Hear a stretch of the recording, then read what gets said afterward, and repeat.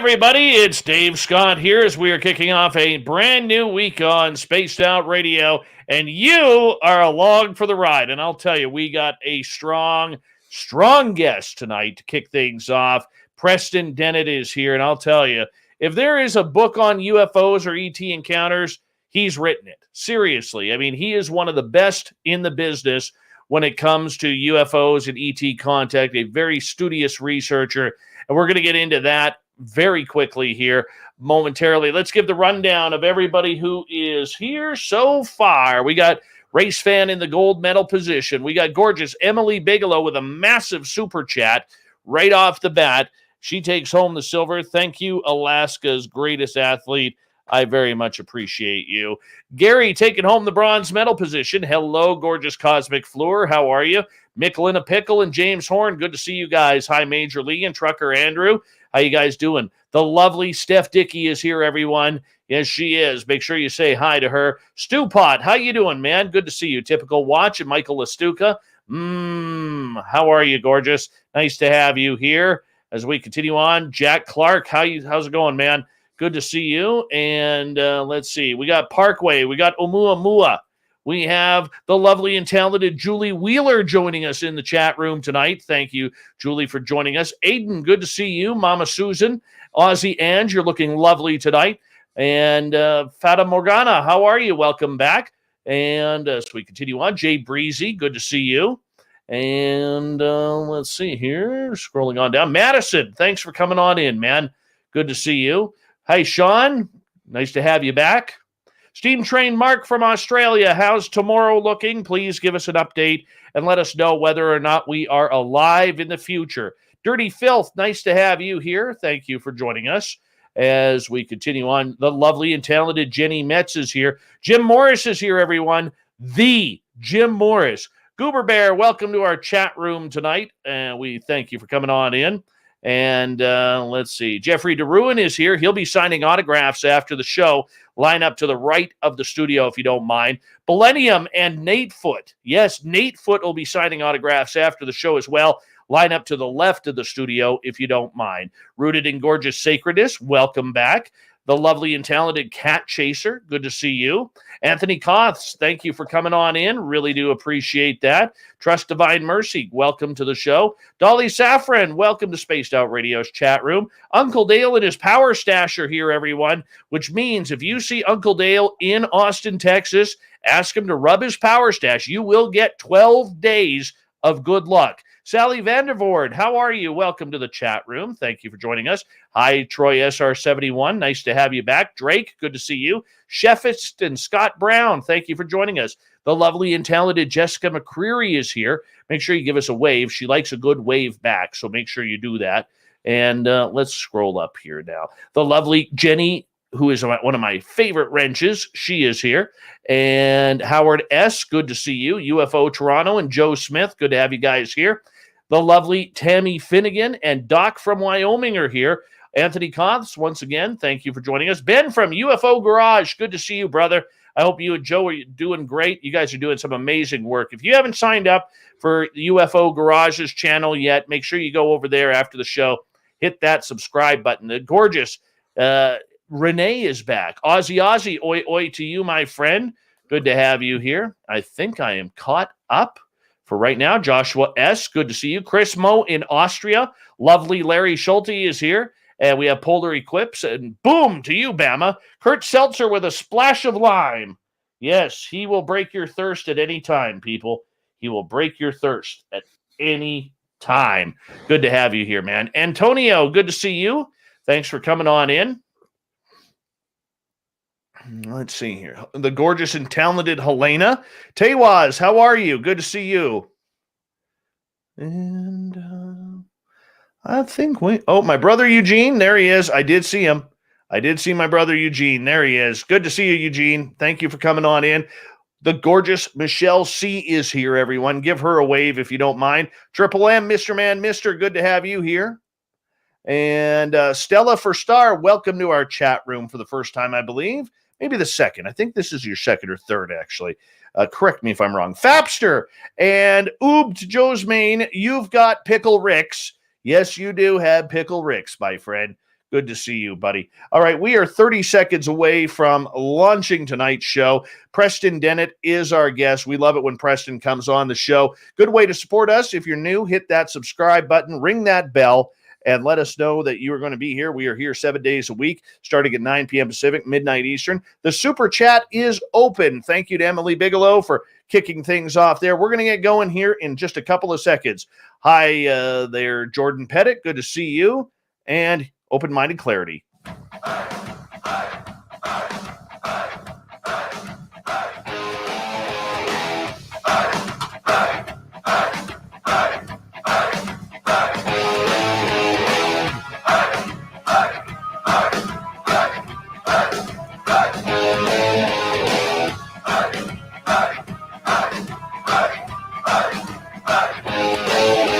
From the mountains of central British Columbia to you listening around the world, this, my friends, is Spaced Out Radio. I am your host, Dave Scott, sitting in the captain's chair of SOR headquarters. We welcome you to tonight's show on our terrestrial affiliates around North America, digitally on TalkStream Live, Revolution Radio, and KPNL. All of our archives are free by going to youtube.com/Spaced Out Radio. Just do old Davey the favor. Hit that subscribe button. You can follow us on Twitter at Spaced Out Radio and on Instagram at Spaced Out Radio Show. Our website is spacedoutradio.com, where we have a plethora of features for you, including rocking out to Bumblefoot and reading up on Captain Shirk's SOR Newswire. Tonight's show is brought to you by Chive Charities. Help make the world 10% happier by visiting Chive Charities today. You can find them on our website.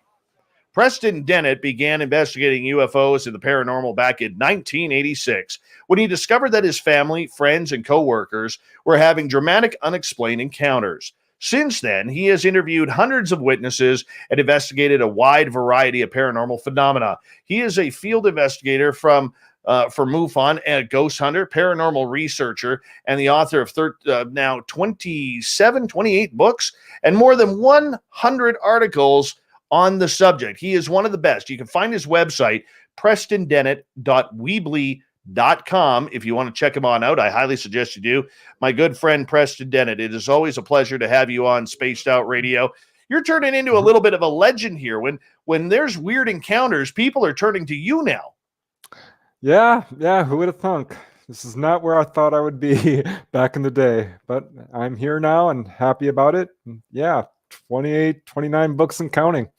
My goodness, my friend. How do you do it? Where do you find the time? Because a lot of people don't know that a lot of us here, as much as the people may know our names and what we do, we still have daytime jobs. You know, we still are working a lot of hours, man. How do you find the time? Well, I tell you, it cuts into my TV time for sure. I enjoy it. So, I come home from work and this is what I do. My weekends, by day I'm a bookkeeper. By night and weekends, I do my UFO hunting and paranormal research. I love it. It's a lot of fun. And I think if you enjoy it, that makes it a lot easier. For you, what is the thrill of the chase about UFOs and ETs? Are you kidding? What could be more interesting? I don't know. I'm kind of obsessed with this subject, and I'm not exactly sure why. I mean, I know my family is involved, and I've come to realize I'm involved too. But once this subject grabs you, it's it's hard to let go. It really is. There's just so much to it. Is there a profound experience that you have had or your family has had that's really got you driven to do this? I think initially what really kind of tipped me over the edge was when my sister-in-law started describing her encounter with gray aliens. And she had no idea. I mean, she hadn't read any books about this. And I had picked up a few books by that point. This was, way back in 1987 when I started really digging in, 88. And hearing her just talk about these gray aliens in front of Stagg Street Elementary School wearing olive green jumpsuits. She was 10 feet away from them. They locked, very close. She locked eyes with them, and she did not know what they were. She's like, I don't know what to tell you. I did not know what they were. She didn't see a UFO, so she didn't quite make the leap that these were gray aliens. They weren't popular like they are now. But yeah, I still think about that particular encounter. That's the one that really got me thinking, okay, I need to figure out what's going on here. Now, were you always an inquisitive investigator type? Well, yes and no. I mean, I was really all about science. I was kind of a materialist, and I always wanted to be a writer. I always was kind of thrilled by adventure stories and survival stories and science fiction and this kind of thing.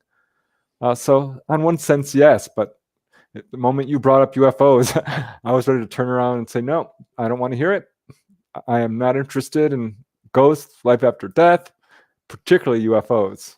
I figured the stars are too far away. They can't be real. That was kind of my reasoning.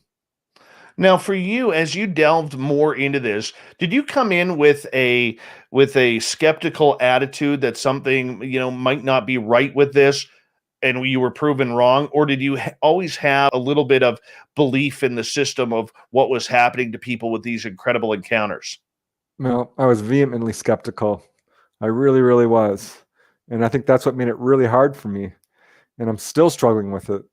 Honestly, that's one of the reasons I investigate, is because this hit me so hard. It was not good news. Not as far as I was concerned. I mean, the subject wasn't taught in schools. People weren't taking it seriously. There was a lot of ridicule back then. When it ever appeared on the news, they would just joke about it. It was always very tongue-in-cheek. And ironically, finding out UFOs were real, which took me a couple of years to really decide that, has made me even more skeptical. Now I have to question everything. I mean, I just couldn't believe that this slipped by me for so many years. So then, when you look at what's happened over the last couple of years, and you and I have talked a few times over this about this subject, when you look back now and see where we are today, what's your overall thoughts of what is happening in the UFO field right now? Inevitability. I think it was inevitable that sooner or later this cover-up would disintegrate. It was always kind of an open conspiracy. There's been a lot of whistleblowers for a very long time. People from pretty much every level of government, from the military-industrial complex. The cover-up was a disaster from day one. So now I'm pleased to see there's some movement. I still think this is very tightly controlled. It's clear the cover-up is still in place. But I'm pleased to see UFOs, on 60 Minutes, on the, headlining the evening news on almost a daily basis. So that is good news as far as I'm concerned, but I'm still a little jaded. I am. I mean, there was talk about disclosure right when I got involved in this field, and it never happened. It just never happened. So we'll see. Do you think this is just a big game that's being played again, much like it was back in the early 90s when we all thought disclosure was happening then? To a certain extent, I think the rules have changed a little bit. I think now we're armed with evidence. We're not only armed with really good evidence, I mean, solid physical evidence, not just landing trace cases and radar returns, but I mean, we have implant removal cases. We've got enough government documentation through the Freedom of Information Act to prove that this is a real phenomena. So I think the rules of the game have changed.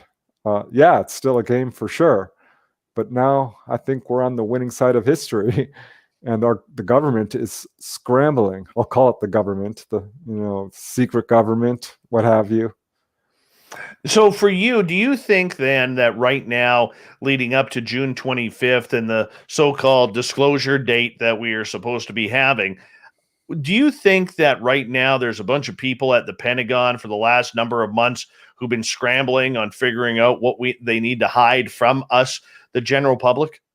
Yeah, I think that's exactly what's going on. I don't think they're doing this voluntarily. I don't think they're doing it voluntarily at all.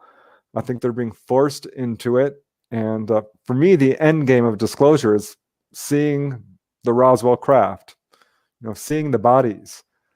I don't think we're going to get that at all. I think the only reason they're doing it is for one reason only: control. They want to control the situation. And now it's to their benefit to disclose, because if they don't, they're going to lose all credibility. They're going to lose all control over how this subject is being perceived.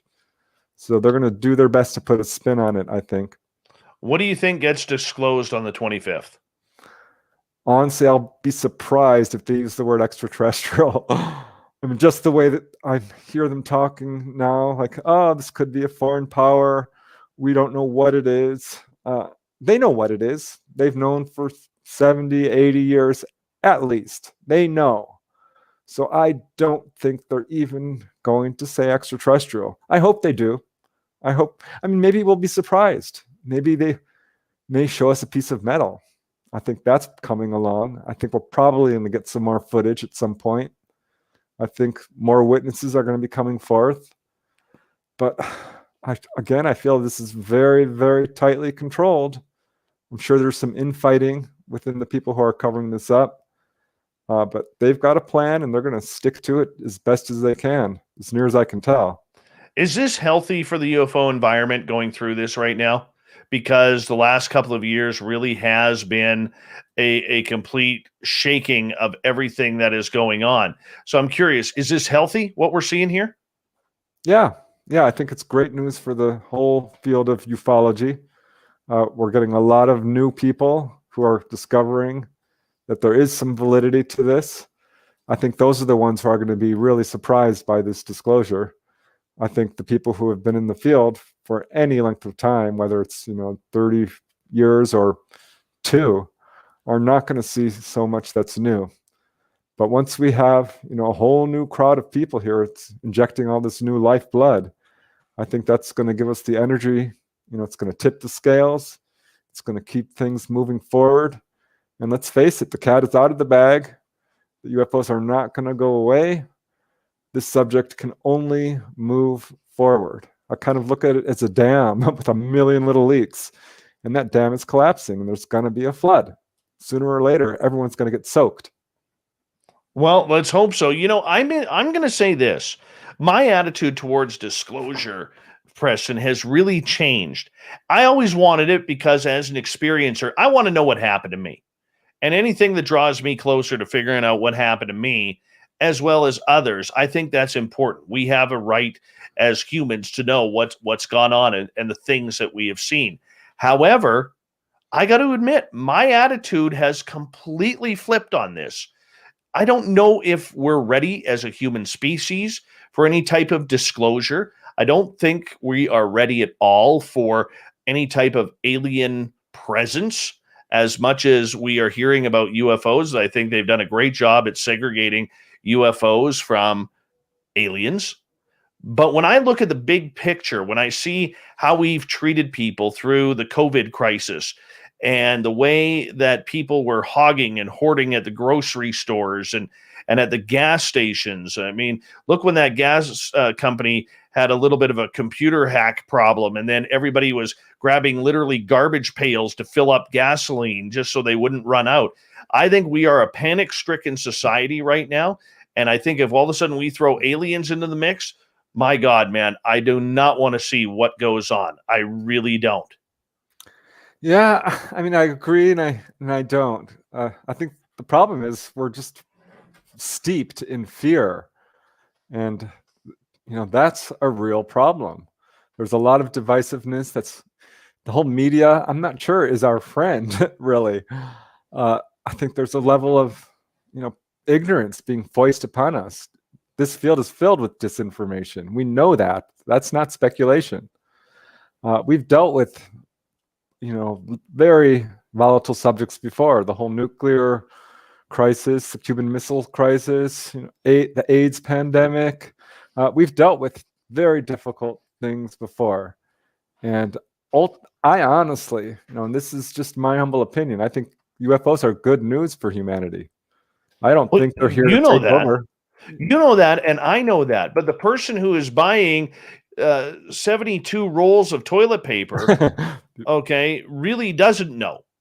The person who has decided to fill everything from, stealing coffins and filling them with gasoline. I'm teasing a little bit there, but their garbage cans and coolers and everything with gasoline because we're running out of gas.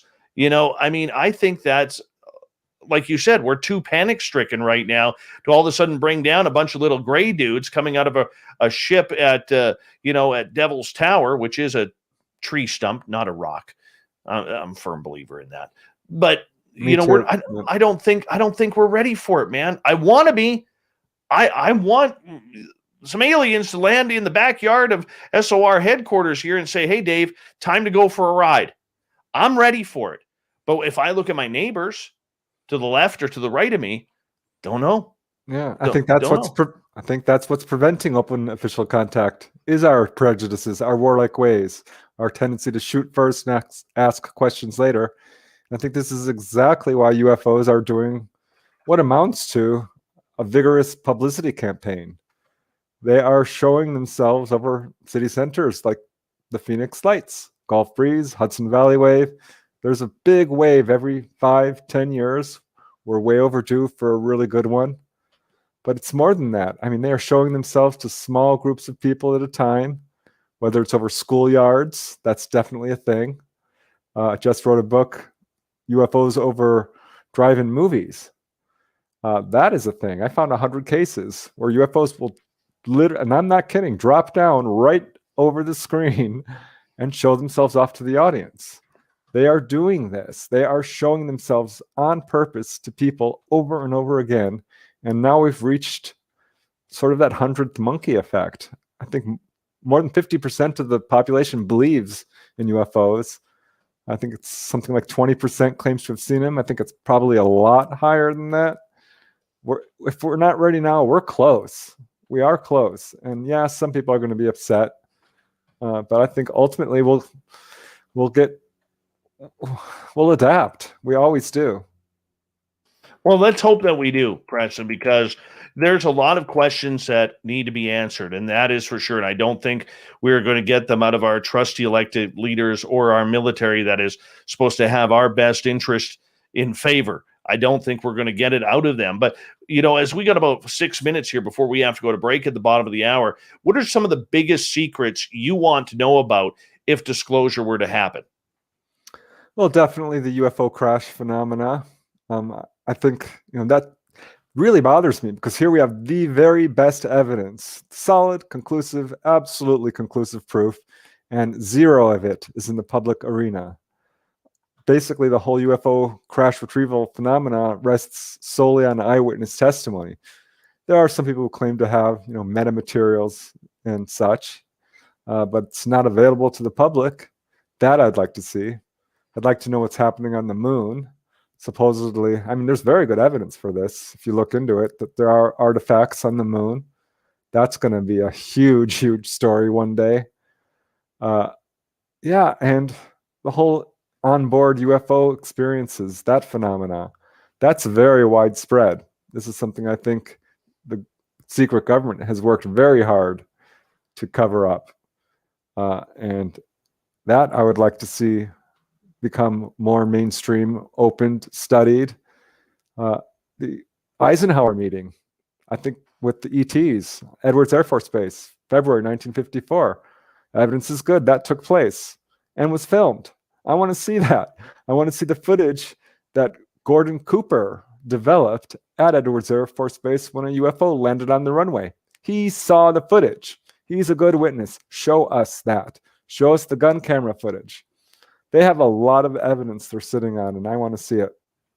See, that one I want to see, that Gordon Cooper footage, because I believe they released 8 seconds of it where you see this little ball of light coming down, but they don't show the landing and the beings getting out. Have you seen that? No, I haven't. And I want to. There's so much stuff on the internet that I just don't trust. I mean, some of it's obviously fake. I expect there's a lot out there, though, that's real. And they're doing that sort of disinformation, misinformation game. Like the alien autopsy. That's a really good example. We don't know if that's real or not, but I suspect what we're seeing is, in its basic story, real. I mean, that has happened. I'd love to see that and know for sure whether the alien autopsy, the Santilli film, whether that's real or not. I don't know, but I know that has happened. I know that's happened too. And you know, for me, I think the biggest one for me is the Phoenix Lights. I want to know what happened there.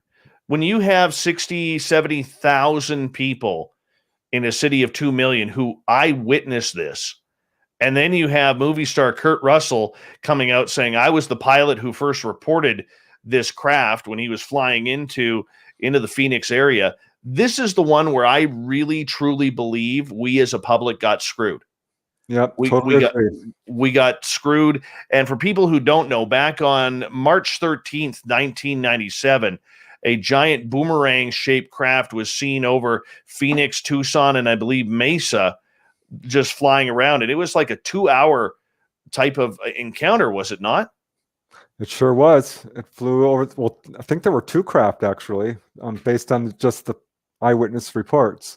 And there were FOIA requests on this, which were completely denied. Luke Air Force Base went on high alert. They were scrambling planes. They issued numerous false statements, as did local police. Yeah, I definitely want to know the truth about what went on there.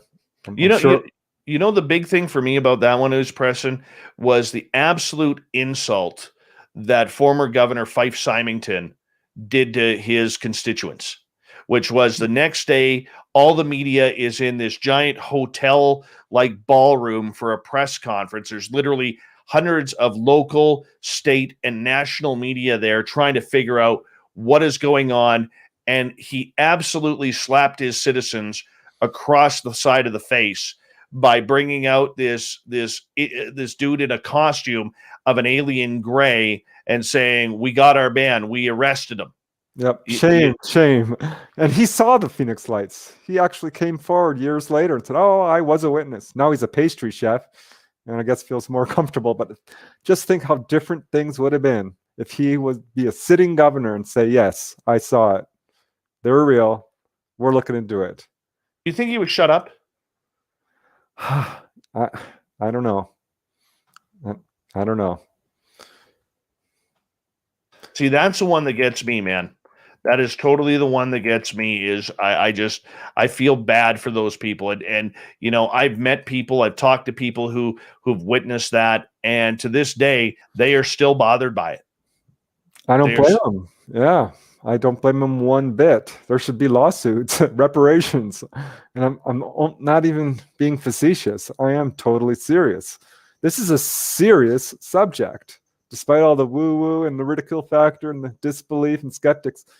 This is a profoundly serious subject that's taken very seriously at high levels of government. They're spending our tax dollars an enormous amount of time and effort to cover it up, to study it, to make witnesses look like idiots. It's taken very seriously.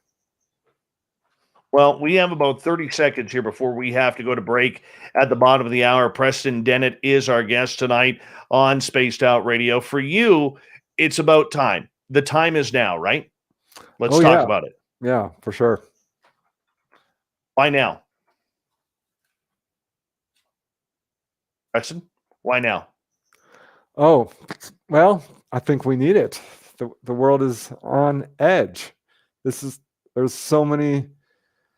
I mean, it could change the world. If we truly do have this technology, and I think we do, it could solve the energy crisis. It could solve the economic crisis, the environmental crisis, all of it. Let's talk a little bit about that when we come back.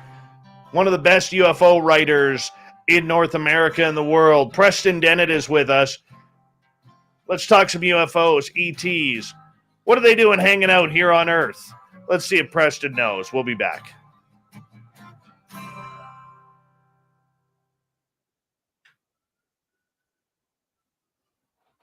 All right, we're clear, buddy. That was a solid first half hour. That was fast. Yeah, it always goes faster than I expect, which is good. That's a good sign. Yeah. Preston's like, all right, we're almost done. We're almost done. No, I love doing this stuff. This is what I live for. I know. I'm just teasing you, brother. I am just teasing you.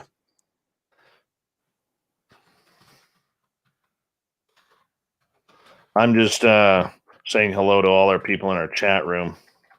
I got to open up a window here. Man, it's warm in the studio today. Woo-wee. I'm starting to sweat. That ain't good.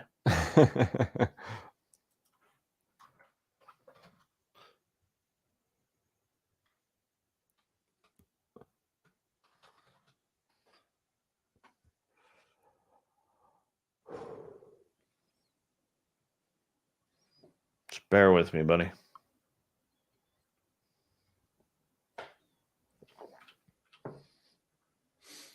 I am so going to run out of water here.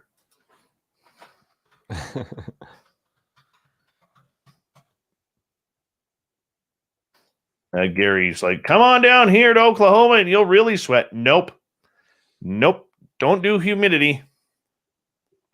Hey, we're supposed to be 100 degrees tomorrow, so. What am I? Hold on. What's the temperature? 108 Mile Ranch. I'm at 17 degrees Celsius, 62 Fahrenheit. I am at perfect temperatures. Perfect temperatures. And later this week, it's, let's see, the weekend's supposed to be in the mid 70s, and on Monday, 80 degrees. That's just way too much. So, way too much. Hey, Yeah, got to be 100. Get this, 127 degrees last year. Just a few days, but no. You can have that. You couldn't go outside. I mean, you couldn't. Nope, that's good enough for me, man. That's good enough for me. I'm telling you. It's just that's just a waste of heat.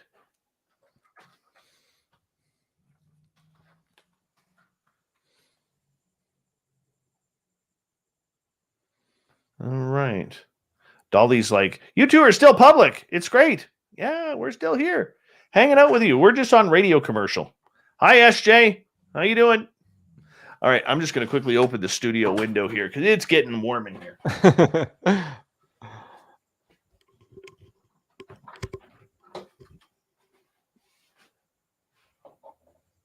All right, there we go. That'll take care of things. That'll take care of it. It always does.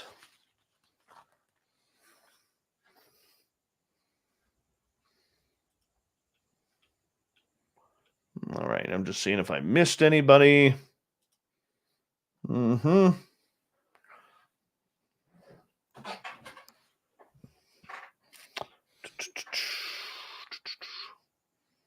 Mm-hmm.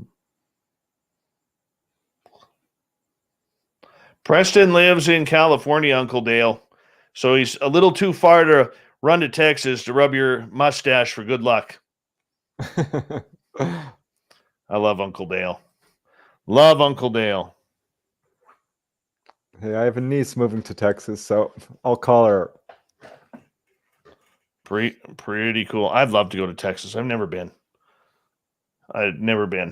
Okay, 1 second here. Big thank you to Greco, to Fapster, Science Bob, Carl, Madison, Major Lee, and Alaska's greatest athlete, Emily, for the awesome super chats. It's a great way to support this show on a nightly basis. So thank you so much for doing that. Really do appreciate it. And thank you to all our new listeners who are in the chat room tonight. Don't forget to hit that subscribe button if you haven't already. We would appreciate that. And give us a thumbs up, thumbs down. And when you hit that subscribe button, ring the bell. We are here 7 days a week. I'm here Monday through Friday, 9 p.m. Pacific, midnight Eastern. And then Lynn Wallington takes over the Saturday night show, and Michael W. Hall on Sundays. We are here live for you. You don't need to go anywhere else, just right here. Yeah, hit that subscribe button. That's it. That's all we ask. Hi, gorgeous Marie in California. How are you? Good to see you. And we're about 20 seconds away here, Preston. Might as well grab some water here.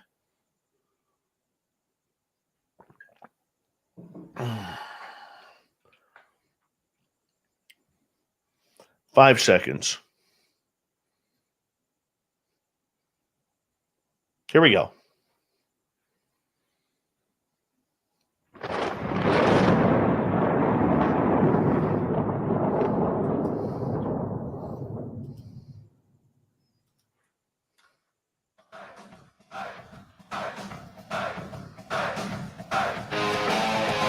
Second half hour of Spaced Out Radio is now underway.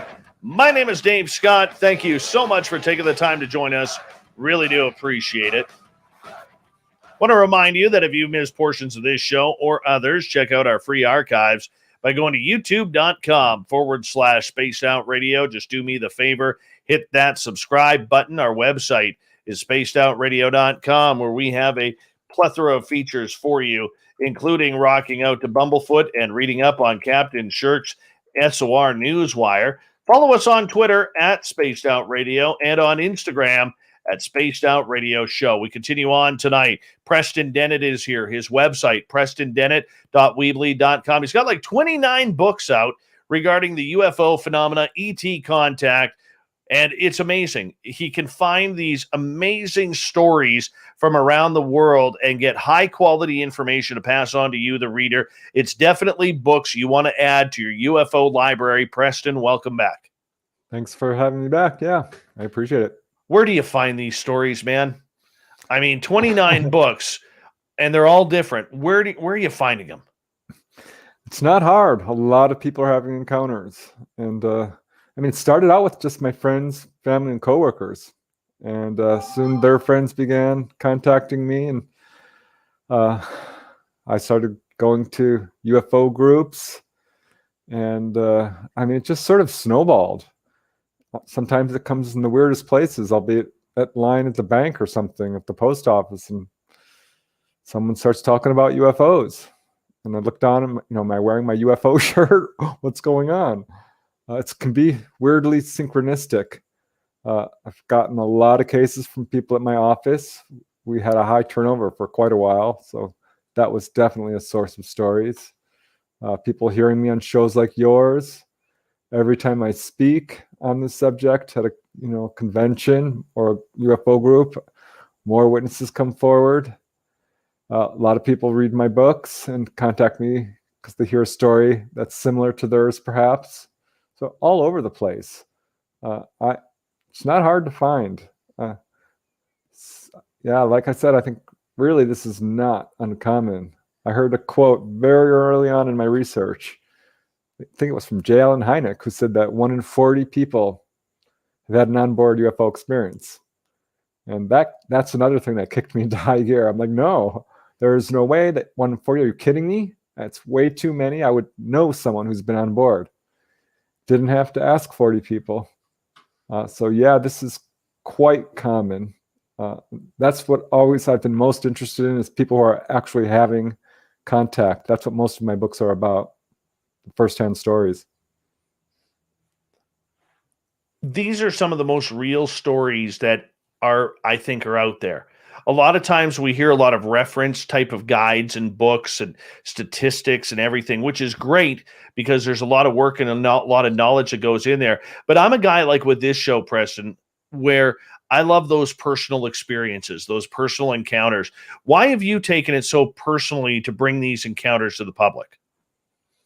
Those are the ones I find most fascinating. Those I think are the stories that have the most pay dirt in them. This is where we're going to find out what the UFO agenda is.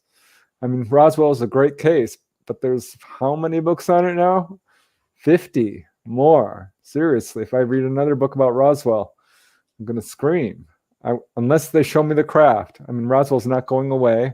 I don't want to discount it, but we need a continuing flow of new information to educate people. This is an ongoing phenomenon. It's changing all the time. And I think it's important that we keep up to date with what's going on. People are still having contact to this day. Some of the stories in my latest book are still unfolding. Many of them are, I should say. This is when someone has contact, it's usually not a one-off. This is something that they experience over and over and over again, starting from early childhood, often throughout their lives till they pass on to the other side, the great beyond. Very true. You know what? One of the stories that I love, and we kind of got into it the last time you were on a number of months ago, but I would love to go there again, is you wrote a book about the story with the ET UFO landing at the elementary school, I believe, in Africa. Yeah. Tell our listeners about this. This is one of those stories where I don't think gets enough press. Yeah, I'm surprised it's not much more talked about. You're talking about the Ariel Elementary That's the School, one. right? 1994, I believe it was September, Rua, Zimbabwe. Some 200 kids were on the playground when a number of UFOs showed up, 2 or 3. One of them actually landed. 3 humanoids came out, and at least 60 students saw this craft. A number of them saw the humanoids, and a few actually communicated with the humanoids. Not one single teacher saw this. There was only one teacher on the playground at the time, and she was right next to the school minding the snack stand. Students did run up to her and said, "Something's going on." And she said, "Stop pulling my leg. Go away." Most of the teachers were inside having a supervisory meeting. But this is a huge case. And what I find interesting about it is it's not unique. This is a thing. This is what made me write a book. It's not just about that one case. I collected and documented over 100 cases of UFOs landing at schoolyards, hovering at very low level, and all over the world, starting really from 1950 onwards. There's been high quality cases every single year, multiple, and it's still going on. There are current cases. It's been photographed. Witnesses number anywhere from 10 or 20 to 40, 50, in some cases hundreds. I think one case in New Zealand had 400 students. No way. Yeah, Richmond Elementary School. It's another thing. Half of these cases are elementary school kids. I think there is something significant about that, because these UFOs are reaching out to the most impressionable of humans, the youngest kids. How long are these sightings for? Are they like split-second sightings, or are these going on for minutes? Oh, these are long-lasting. There's several profound differences that separate them from your average sighting. Your average sighting is an anomalous light at night. It darts by. It might stop and hover for a second, turn it at right angles, and zoom off. That's not at all what's happening here. In these schoolyard cases, 99% or 98 are daylight sightings, usually early morning or noon, afternoon. Beyond that, they're very low level. 1,000 feet would be very high for these types of encounters. Usually it's 100 feet, 50 feet. And no, they're not brief. They're very long lasting. I would say 5 minutes would be on the short end, which is a long time for a UFO encounter. More often it's 15 minutes, an hour. I mean, there are some of these cases that actually took place over a period of days. So these are not random sightings by any means. These schools are being directly targeted, the students and teachers in over half the cases. So it's not just kids seeing this. They see these objects off on the horizon or way up there in the sky, and it comes zooming down and targets the school directly, starts circling around it, hovering right over it, and in 30% of the cases, 30, that's a lot, they land and or humanoids are seen. So these are not your typical, flyby by any means. No kidding. No kidding. Are those children who are being contacted, let's say, are they becoming new abductees or contactees? Are they getting downloads? Sometimes. Yep. I did look into this. I'm like, one thing that all of these witnesses will say is it profoundly affected them. It's something they sometimes think about daily. Many of the witnesses have said this. In some of these cases, they have reunions to come back and sort of commemorate this thing. Some have become UFO researchers, like Malcolm Robinson. He was at his school, I think it was Bankery Elementary School. I'm not sure on that one. But at any rate, he and his friends saw this spherical silver object hovering over the playground. They watched it for about 10 to 15 minutes before it zoomed off, and it impressed him deeply. And he's now one of the leading UFO researchers in Scotland. He wrote UFOs Over Scotland 1 and 2 and other books. This is definitely something we see. A number of them have become UFO researchers. Some become very interested in quantum physics or astronomy or this sort of thing. In the Rua, Zimbabwe case, Emily Trim, she said she did continue to have contacts. And this does turn up in other cases as well, as if sometimes these UFOs are scouting out kids to sort of build a lifelong relationship with. So that absolutely is a factor here. Now, recently, as we kind of move on to your other book, you have books about wondrous 25 true UFO encounters. And this is one that is just kind of new to the subject here for you. I'm curious, when you go through this and you try and pick 25 true encounters, what are you looking for? Several things. I'm looking for cases that I think have something to contribute to our understanding of the UFO phenomenon. I want them, of course, to be original, never before published, something new. I wanted this book to cover sort of the whole gamut of encounters. So I did include like sightings with telepathic contact. I think a lot of people aren't aware that even a simple sighting can have profound levels of communication there. There's a really interesting USO account. There's a lot of interest in that. There was 3 whistleblower accounts in that book, which are ones that I've been wanting to include for a while. I really wanted to get a wide variety of cases that I think have high credibility as well. I mean, there's one involving an implant with x-rays and everything. They're in the book. It's an incredible case. Multiple witness cases, that always adds a level of credibility. So there's many sort of things I'm looking for when I'm picking a case. What makes you believe the encounter when you put it in? Give us an example from the book. Well, for me, what makes me believe it is when often what will happen is a witness will contact me. Like the first case I put in the book involves a lady who had a very unusual encounter outside her home while jogging. She was jogging along outside her home in O'Fallon, Illinois, 2006. This is a rural area. It was 4:30 a.m. She's jogging with her dog when she sees a man on stilts walking down the center of the road. This is a busy road during the day, but at night, at that hour, there's no one there. And she knows this can't be a man on stilts. That makes no sense at all. And suddenly this thing walks right under the streetlight there, and she sees it's a praying mantis, a tall humanoid, I guess.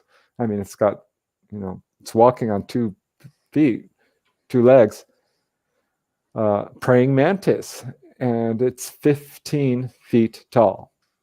She knows this because she could see it measured against the streetlight. It was gray in color, making 10-foot strides, just booking it down the road. She did not want her name used. She was very reluctant. The reason she contacted me is because she had done her research and couldn't find any accounts that matched it until she read one of my books.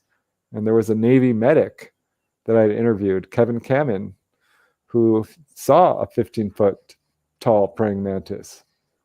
So she was looking for verification. That's why she contacted me. And that's something I hear, not a lot, but fairly consistently. People are looking for information, and they can get very emotional. That's another sort of cue I look for. There's all sorts of ways you can sort of corroborate or verify a person's story. But it was clear from the beginning that she was telling the truth. She's a school teacher, very lucid witness. I talked to her, more than once, so I can see if she's changing her story. It was an amazing encounter. No kidding. I mean, for you, when you're looking through these, okay, if we look at those 25 experiences, you also mentioned ones that included implants, and you got x-rays of this implant. Take us through that story, if you don't mind. Yeah, that's one of my favorite in the book. Boy, this mother and son duo from Indiana, they just really pulled on my heartstrings. I love them. Uh, she contacted me because they had gone to the dentist. This was 2013, I believe it was, around there, 2016. And the dentist started freaking out when they took the x-rays of her 14-year-old son, and called her into the office, showed her the x-rays, and said, "What's this?" And these x-rays show what looks like a marble or a BB under her son's back molar. It's this opaque, round circle right under his tooth. I said, "What's this? Did your son shoot himself in the mouth with a BB gun?" And they both said, "No, that never happened." And she just joked and says, "Oh, well, maybe it's an alien implant." And nobody laughed because they were freaking out. I mean, one of the dental assistants was so upset she had to leave the office. So this completely freaked her out. She got the x-rays. They went back. It was still there. I mean, they took multiple x-rays. And this began her search for answers. And she became obsessed with this because there were no answers. There was no good explanation for this. And she finally hit upon the UFO subject, very reluctantly, I would add, and started looking for someone to help her with this, and found me, sent me the x-rays, and with her permission, I sent them to two physicians, actually, an emergency physician and a regular physician, and both said the same thing. Did the patient shoot himself in the mouth with a BB gun? And I said, "No, he didn't. They deny this. There's no entry wound. The tooth is fine. And if you look at the x-ray, it's much bigger than a BB. It's closer to a marble size." No, that did not happen. And they both said, well, I would diagnose it as a metallic foreign body because it's totally opaque on the x-rays. So I asked her, I'm like, all right, this is when I started digging in deeper. Do any of you have a UFO history? Have you seen a UFO? And she says, "No, I haven't, and neither has my son." And I'm like, well, you better ask him again if he's sure. I didn't talk to him directly. He was too shy, but he was in the room, and I was on the phone with the main witness, or the mother.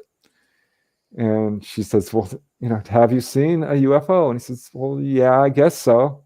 She's like, what? Why didn't you tell me? He was embarrassed. He said, well, yeah, it happened just before they went to the dentist, a month or two.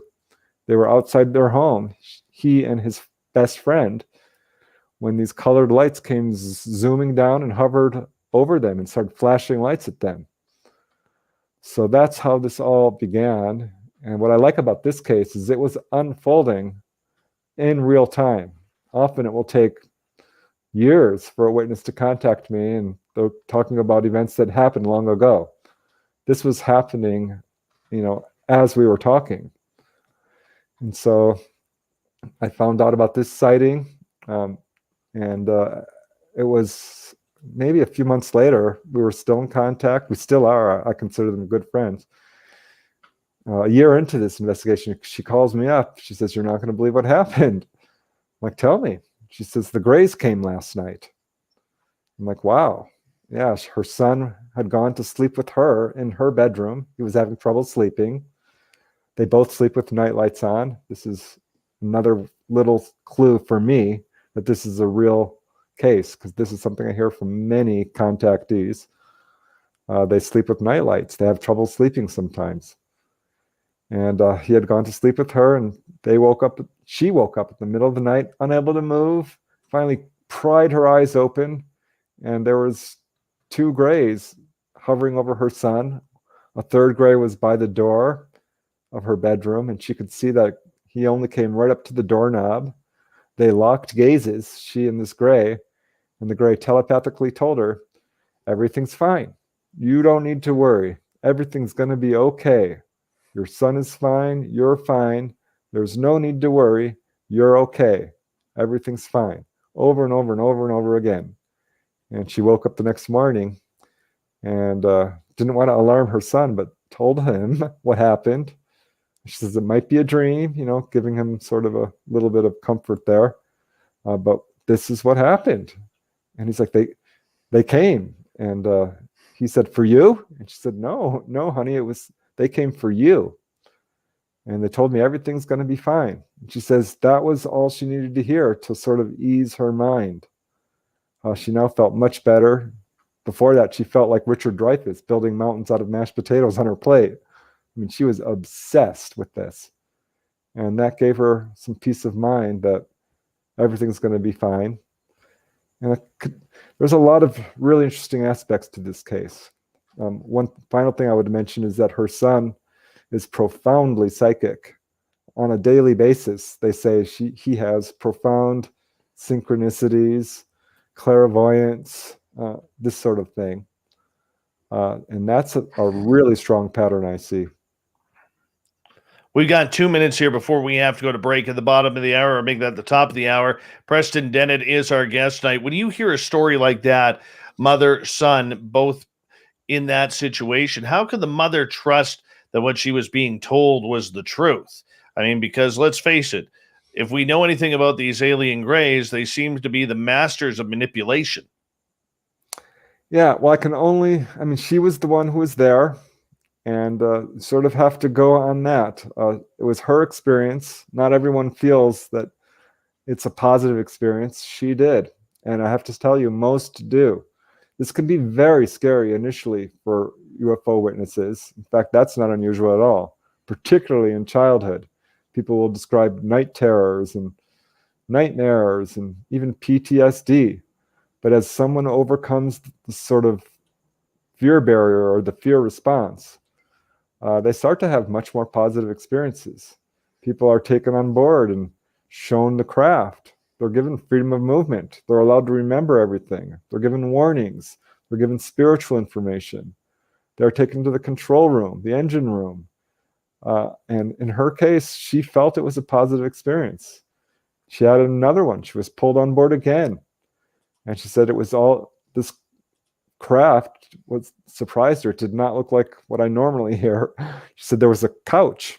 There was what looked like a widescreen TV, a doorway. She said it reminded her of a living room. And they had dressed it up to make her more comfortable. And in walks this 9-foot tall praying mantis ET. And I think you just have to go.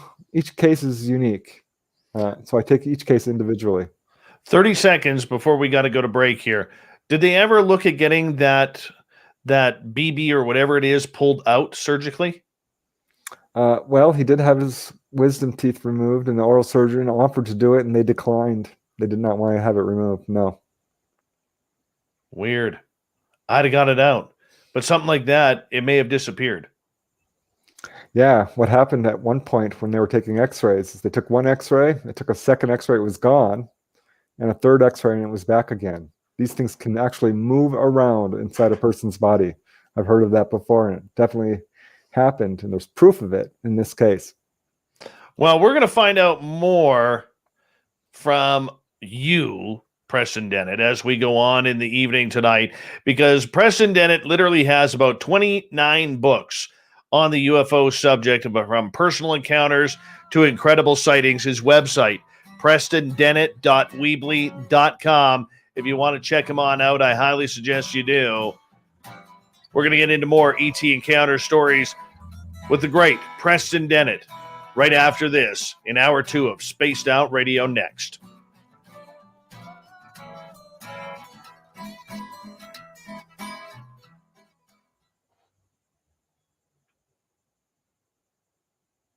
All right, we're clear. I'm just going to run my dogs outside. I'll be right back, okay?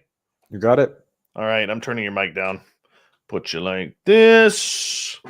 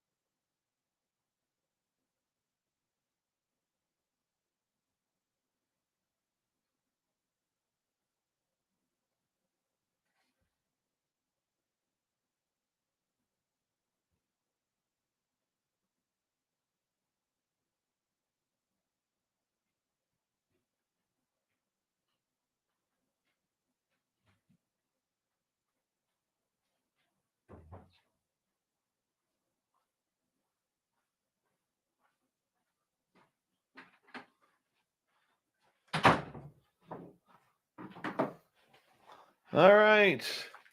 I am back. And hello, Bushi. How are you? Good to see you. And let's see who else has come in here. Yes, Clam, open your mind. Open your mind.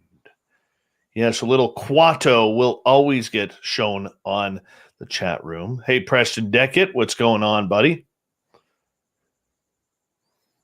Let's see here. There's another Preston, huh? Yeah, we got another one here. We're reeling them all in for you, buddy.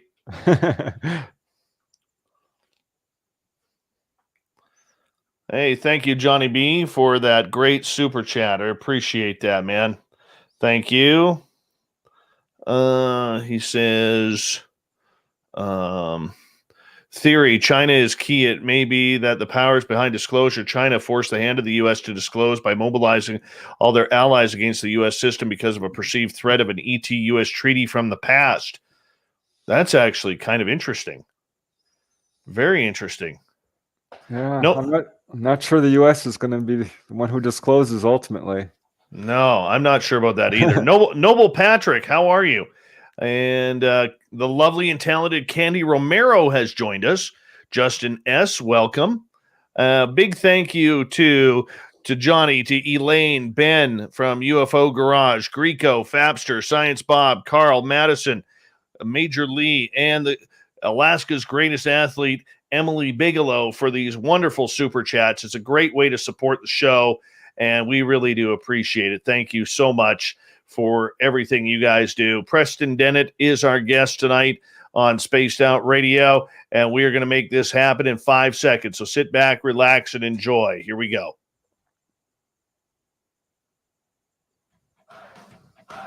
You're listening to Spaced Out Radio with Dave Scott. Follow Dave on Twitter at Spaced Out Radio and on Facebook, Spaced Out Radio Show. Hour number 2 of Spaced Out Radio is now underway. My name is Dave Scott. Thank you so much for taking the time to join us. We really do appreciate earning your listening ears wherever you are on this beautiful planet we call Earth. Want to say hello to everyone tuned on in on our terrestrial affiliates around North America, digitally on TalkStream Live, Revolution Radio, and KPNL. All of our archives are free by going to youtube.com/Spaced Out Radio. Just do me the favor, hit that subscribe button. The Desert Clam has set the password for tonight in the SOR Space Travelers Club. Jiffy. Jiffy is your password. Use it wisely, Space Travelers, as the Clam sets the password each and every night right here on Spaced Out Radio. Our website is spacedoutradio.com, where we have a plethora of features for you, including rocking out to Bumblefoot, reading up on Captain Shirk's SOR Newswire. Follow us on Twitter at Spaced Out Radio and on Instagram at Spaced Out Radio Show. We continue on tonight with Preston Dennett. UFO encounters is the topic of the night, and we are all over the place with these awesome UFO sightings and encounters that Preston has documented over the years in his books, 29 of them. 29 books on UFOs and ET encounters. It can be found at prestondennett.weebly.com. Pardon me. Preston, welcome back to the show. Hey, thanks, Dave. All right, let's continue on here because, the one thing that I love is ET encounters. This is something that absolutely spooks the hell out of me, even though I've had it happen to myself. But it also intrigues me because I love knowing what other people are going through. And one of the ones that really intrigues me about this is, and you've written about this in one of your books that's called UFO Healings, is people who claim they've had health issues healed by extraterrestrials. Take us down this rabbit hole, Preston. Yeah, this was actually kind of shocking to me because I came into this field thinking, well, people are being abducted, experimented on, kidnapped against their will. This is horrific. I don't know if this is good for us. And very early on, I met this witness who said that she was having these experiences and that they were very scary. She's had very extensive encounters. I mean, she describes having hybrid babies, grays surrounding her bed, pulling her up into this craft. being physically examined, and even anally probed at one point, the whole deal. But she got over her fear barrier, started to communicate with these guys, and she had this very interesting experience. She said she had this tumor in her fallopian tubes. It was on MRIs. She was scheduled for surgery. It was causing her a lot of problems, bleeding, the whole deal, and was going to have surgery the next day when that night they came. The ETs came into her bedroom. She doesn't quite remember what happened, but she knows they were there. Went to the surgery the next day, and they did the pre-imaging, getting her all prepared for surgery, and come into her room and says, well, this is odd. They were holding the images, and they said, you had surgery, didn't you? And she said, no, I sure didn't. And she's getting a little bit of a sinking feeling because she knows that her experience the previous night, probably something happened. They said, well, this is very strange because we cannot find your cyst. It's gone. It disappeared. Wow. And they said, so we know you had surgery. And she says, well, no, I didn't. They said, you're lying to us. She says, honest to God, I did not. And they said, they showed her the images. They said, well, see here, there's fluid right here in your fallopian tube. This cannot be present unless you've had surgery. They started physically examining her. They found these, what looked like laser scars on her abdomen. They said, when did you get these? How you went to surgery? We know you did. And she absolutely denied it. At this point, she kind of figured out what had happened. And the doctors were really upset. She refused to tell them what happened. I said, why didn't you just tell them? I'm having UFO encounters. She says, are you kidding? I didn't want to get one of those funny white coats that they give people and dragged off to a mental institution, which is actually, does happen. I've talked to people that this has happened to. Explain that. Let's go down that rabbit hole. Yeah, I know a lady in England who had just had a baby and had an encounter. There was another witness there, and a very large UFO came right over her house, and she told her parents, and her parents thought she had lost her mind and had her institutionalized, even though she could produce another witness. They did not believe her, and they forcibly put her into a mental hospital. And it became an ongoing problem in her life, dealing with these mental health professionals. I'll call them professionals. And I know another guy who just barely avoided that. Same sort of thing. It was his family going crazy, thinking that he's claiming to have had contact with praying mantis ETs in his case. She was seeing human-looking ETs following this UFO encounter. And this is a problem. This is something that does happen. So I can see why witnesses are sometimes reluctant. I do know one guy, Jim Schaefer, who was healed of cancer. He showed me his medical records, and he was very upfront with his doctor from day one, because he would wake up with puncture wounds and bruises, and he wasn't really happy about his encounters. He didn't remember really anything. It was all shrouded in missing time. But he went to his doctor and it's like, here, it happened again. Look. And his doctor's like, wow, I can't explain this. I guess I'll just have to believe you. And at some point he was diagnosed with cyst, or a cancerous tumor on his neck, on his lymph nodes, and had to have surgery. And it was growing faster and faster. It was bone hard. And it was about a week before surgery. This is something that the ETs, and this is what I believe is happening here. I do believe we're dealing with extraterrestrials. They will wait till like the last minute while you're on your way to the hospital, or just a day before or a week before. He had an experience. He had this orb. He actually filmed this orb coming into his room and entering his body. Filmed it. I've seen the film. It's on the internet, actually, if you're willing to dig deep enough. His name is Jim Schaefer. He's from, actually not far from the Falcon Lake area where Stephen Michalik, Stefan Miklik, yeah. had his encounter. So he woke up the next morning. He went to bed, woke up the next morning, went into the bathroom and could not believe his eyes. His tumor was gone.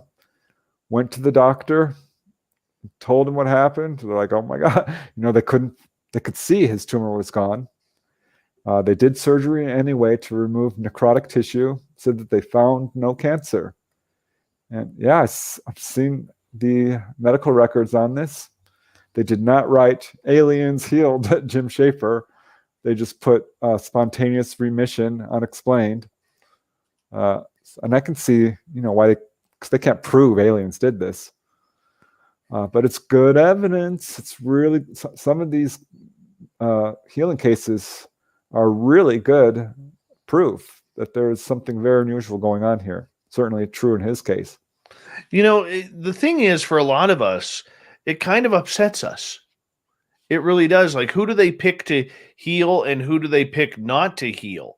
Like, for instance, I'm an ET contactee. My mom has had a pretty unhealthy life. I would love for the fact of these beings to come down and grab my mother and heal her up, because I kind of like my mom. She's a good lady, helped me out a few times, kind of gave birth to me, that whole sort of thing. I would love for that to happen. So how are they picking and choosing?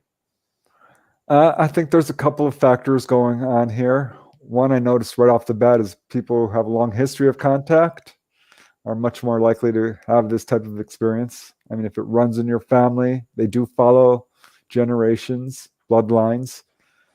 So that's absolutely a factor. But beyond that, it's hard to say. It's evenly divided between men and women. Age isn't a factor. Education, religion, political affiliation, blood type, race, none of that seems to be important. It happens to very young kids, elderly people.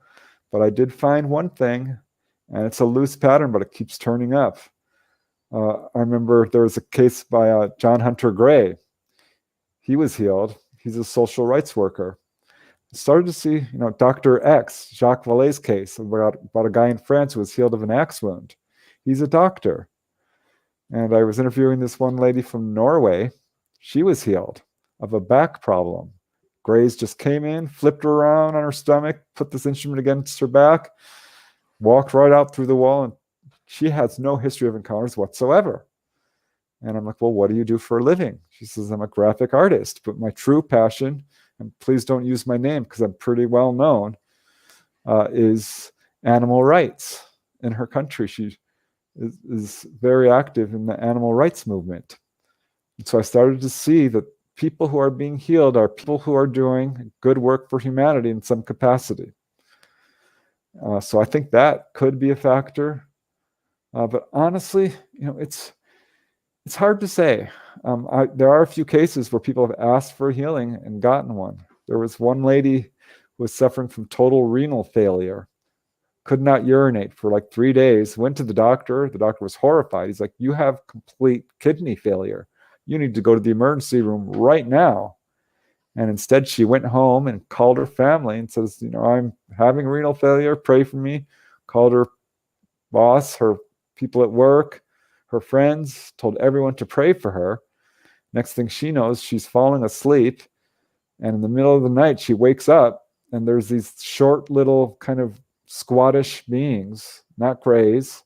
They were dark-skinned, massaging her abdomen. She can't move. It went on for some time. She wakes up the next morning and goes to the bathroom. She feels much better, goes to her doctor, and he completely flips out. He's like, I don't know what to tell you. I must have misdiagnosed you. I think I really have no explanation for this. And she told everyone, I think it must have been angels, because she has no history of UFO encounters. She did not know how to explain this. But it was 2 months later, she was taken on board again, saw the same beings. This time she's actually in a craft. Not taken on board again. She's taken on board and finds herself in this rounded room, laid out. They're placing an instrument over her and showing her all her organs in full living color. This is something I've heard from many witnesses. And she's describing the same exact thing. And they showed her kidneys, and they said, look, your kidneys are healthy now. They're fixed. You're doing much better. And they showed her other organs and got to her liver, which was covered with these dark spots. And they said, your liver looks really unhealthy. See all these dark spots? And she said, yeah, I see them. And they told her, you need to stop drinking Diet Coke. It is damaging your liver. But my point is, she asked for healing and got one, and I'm not sure why.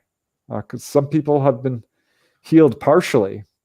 One lady was in a car accident, and they said, we're fixing you, but we can't heal everything because some of these injuries are karmic. That turns up in a few cases. So that could be a factor here, why some people are being healed and others aren't. It's hard to say.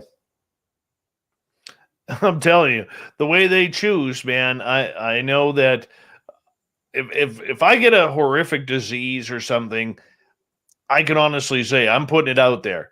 They better come get me and do something about it. Otherwise, I'm going to be really pissed off, Preston. Really pissed off. Well, spontaneous remission is a real thing, and then I think they don't tell a lot of people. They just sort of hide it. Don't erase their memories, or the person naturally, it's pushed into their subconscious somehow because they're traumatized. And ETs, I don't think they want to scare people, so often that's what they will do, is they will just remove it from your conscious mind. I think they're healing a lot of people, honestly, I really do. And all we get is, oh, I was healed by angels, or it's spontaneous remission, or I don't know what happened, it went away. Right. So for you, when you hear about these healings, are they happening often, or is this something that's just a once in a blue moon? I looked into this too. I mean, like, how common is it? Because I was running into this in about 20% of my cases. And Bud Hopkins said it seemed pretty rare, but he has cases. So does David Jacobs. John Mack said he had quite a few.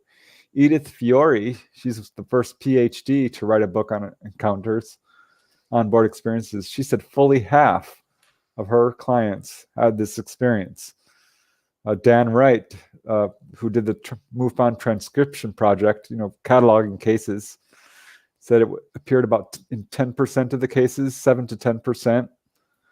But most recently, there was the Free organization headed by, or co-founded by Ray Hernandez, who's become pretty prominent in this field.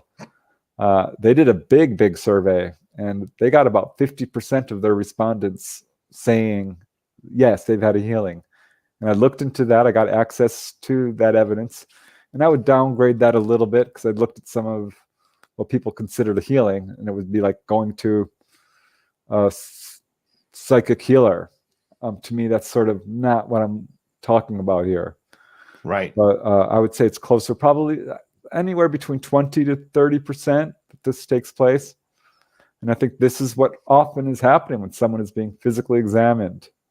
This is what's going on. And it's not just being taken on board. I mean, there was one guy who had kidney stones, was rushing to the hospital, and a UFO came circling around the car. And he's like, my pain is going away, my pain is going away. And it darted off, went to the hospital, and his kidney stones were gone. And you know why he was healed? He was best friends with a contactee. And the contactee was in the car. So I think that's a factor as to who's healed and why. That someone has an in. Preston, I got a question from our audience here. Derek is asking in our chat room.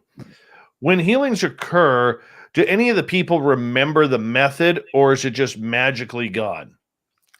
I would say in some cases it is magically gone. Just being in the mere presence of a UFO. Sometimes, I don't know. I'm not sure how this happens. Perhaps there's an invisible beam, or they're doing this in a way that escapes our conscious mind. Just as often, though, people will be perhaps struck by a beam of light. That's what happened to a police officer in Damon, Texas, who had been bit by his son's baby pet alligator on his finger and had a wound. He was struck by a beam of light from a UFO, and this wound went away immediately. Healed, a la Star Trek, those little tricorder things, they can heal cuts. That's exactly what happened to him. That's what happened to Jacques Vallée's patient, Dr. X, healed of an axe wound, and for that matter, paralysis. There's another very famous case of a Peruvian customs official who was out on his veranda, struck by a purple beam of light from a UFO. It was pretty high up there.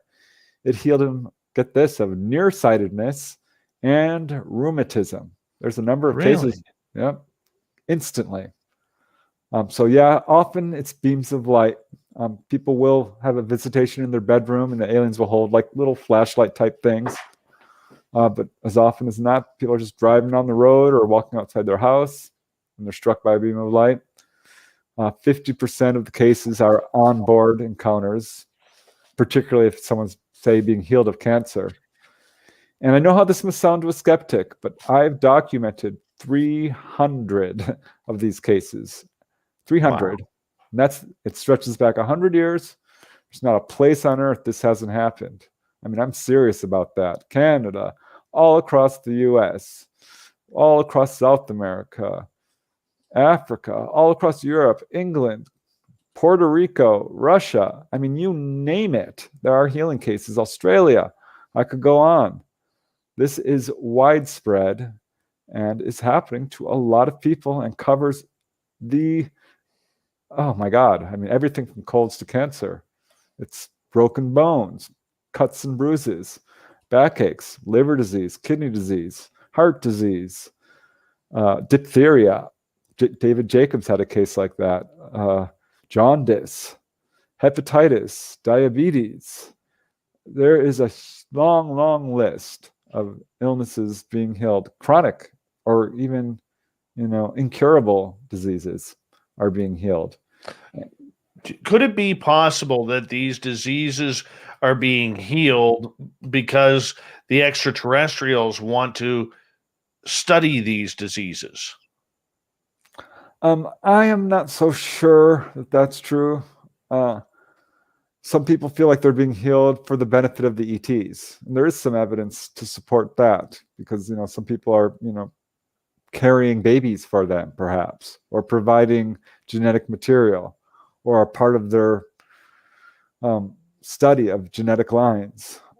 So I do see that, but I don't see any evidence that they're just healing them to study the disease itself, because they are healing people of the same condition over and over again. And it can be very simple conditions, like a backache.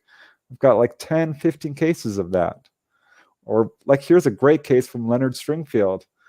I don't get it, but this is what happened. Chuck Doyle of Florence, Kentucky, was outside his home when a manta ray-shaped UFO shows up.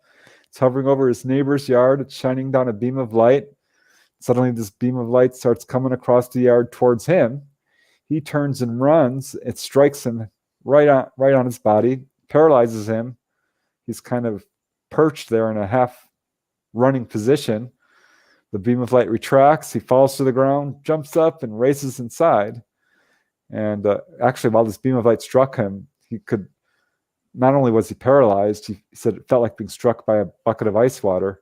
They started seeing these weird landscapes, weird geometric images, mathematical symbols that went over his head, weird structures. It was very interesting. So the beam retracts. He runs back inside, tells his mom. She runs outside. I think she just barely glimpsed the UFO moving off, if I'm correct. But he had a very severe head cold at the time of this incident, and it was gone instantly. So why would the ETs heal a little boy of a head cold? That's my question. I don't know. I don't think they're studying him to you know what I mean? It's just sort of a random event. Perhaps this was a accidental side effect. I don't think so, because he was struck intentionally. I mean, this beam of light came right for him. But again, it's hard to say. I hate to speculate in this field because it can take you right down the rabbit hole. So in other words, be careful of these beams of light, because they could either kill you like they did with Travis Walton, then the alien's got to take you for 5 days to bring you back to life, or they can heal you from any potential health issues that you are currently suffering from. One of the two. Yeah, there are a lot of injuries. I mean, I could have written a book on UFO injuries. There's been one written already. But a lot of those are accidental. it appears to be accidental, whereas the healings seem to be intentional. And it wasn't just me saying this. Thomas Bullard, who was one of the first people to actually study the UFO abduction phenomena, he was the first to point that out, that a lot of these healings are, seem to be intentional, whereas the injuries show all the signs of being accidental.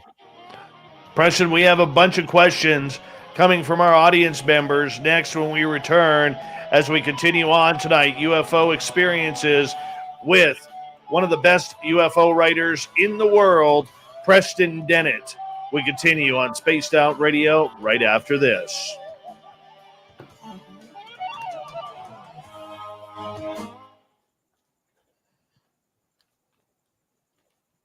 All right, we're clear.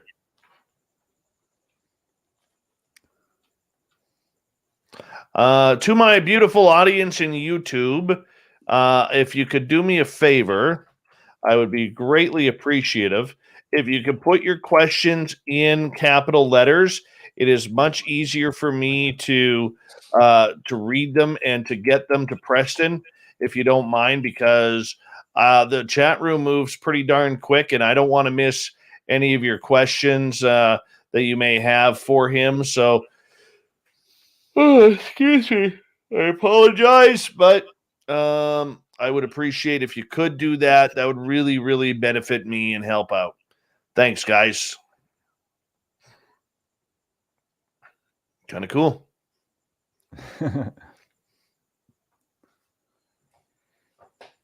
Still hot in here. Not going to lie. You have it easy. It's 10:30 here, and it's still 85, almost 90. That's just way too much heat. Dude, I'm sweating at like 10 degrees Celsius. Yeah, I'm just glad I have an air conditioner. I don't know how people get by without it in this town. No kidding. I thought that was mandatory for where you live. Yeah, I think so. Should be. No kidding. Totally should be. Up here, very few houses have air conditioning because it can get to, like, this summer it'll get to 100 degrees here. Not a problem. But when the temperature cools down at night, there's only about 4 or 5 days that we'll go through that are kind of unbearable, even with the windows open. And the rest of the time, you're just kind of like, all right, need to cool down. Like tonight, I'll cool down and I'll just open my window. I do it old school up here. It's beautiful. Yeah, we have at least a month that's unbearable here, at least. And when I first moved this little house here, there was no air conditioning. I about died. Oh, man. I bet. That's when even a cold shower doesn't even feel good. Nope, it doesn't stick. No, that's true. You'd have to stay in the shower. Right? That's all you got to do. And then you get the water bill afterwards, and you're like, oh, goodness. Well, I just take a drive. That's what I do. Very nice. Very nice. Excuse me.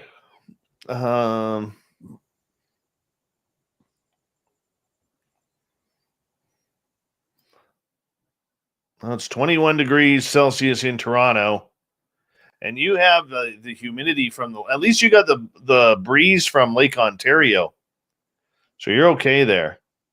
Hey, DBA Mechanics on Twitch, thank you for watching us. We're kind of new to the whole Twitch thing, so hit that subscribe button if you don't mind, or follow button. We'd appreciate that.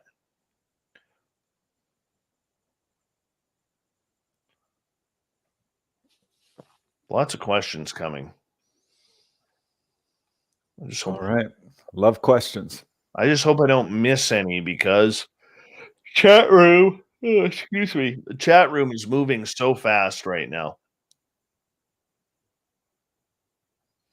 Nothing can heal the Toronto Maple Leafs, Greco. Nothing can heal the Toronto Maple Leafs. That's just the way we like it. God, it feels good when they lose. I always feel taller after the Toronto Maple Leafs lose in the playoffs. Always feel taller. My pride of Canadiana just surges right through me.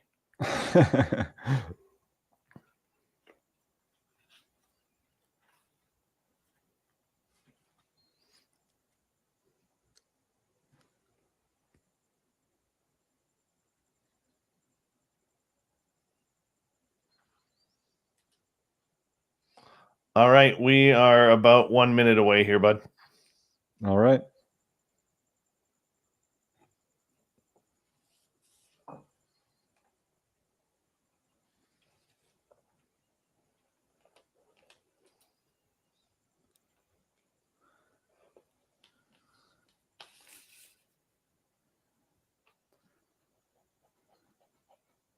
All right, a big thank you to Jason, Johnny, Elaine, Ben from UFO Garage, Greco, Fapster, Science Bob, Carl, Madison, Major Lee, and Emily for the amazing super chats tonight. It's a great way to support our show.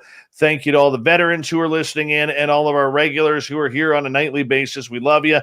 Here we go with the second half of the show.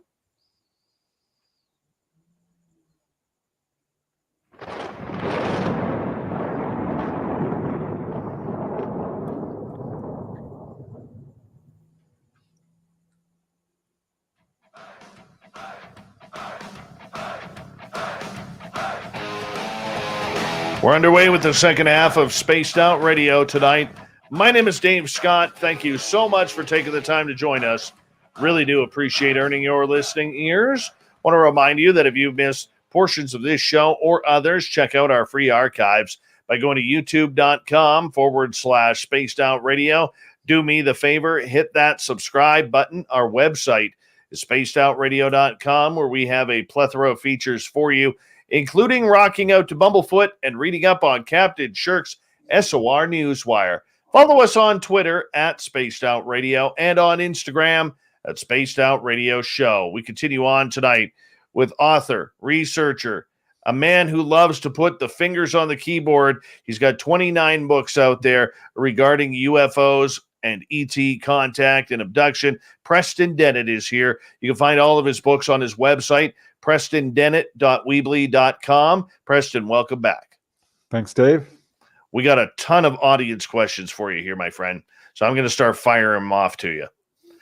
Start off with casual conversations with G&A. Do people ask to be healed to make the connection, or do they choose who they heal? I think for the most part, they do the choosing. This is on the ET's terms, not ours. And I say that because there are a lot of people out there who aren't being healed. This is true even among the contactee population. There are many people who are experiencers who are suffering from illnesses, which I know the ETs do have the ability to heal.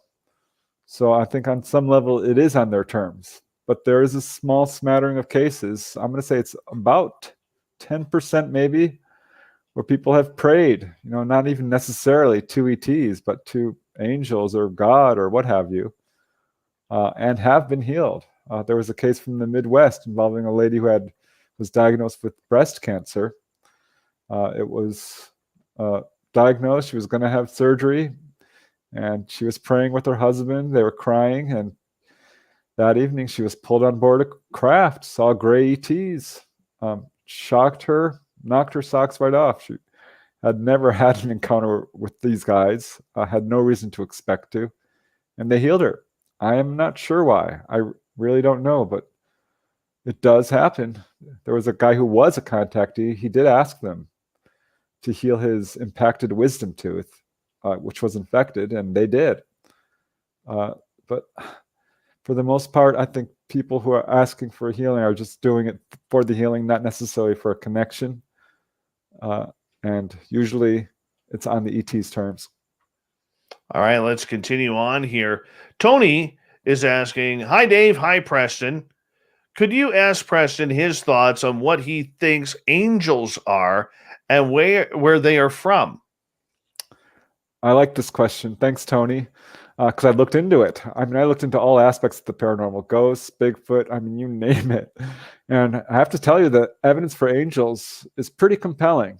According to formal, religious tradition, angels are non-human spirits who are benevolent and working for the good of humanity.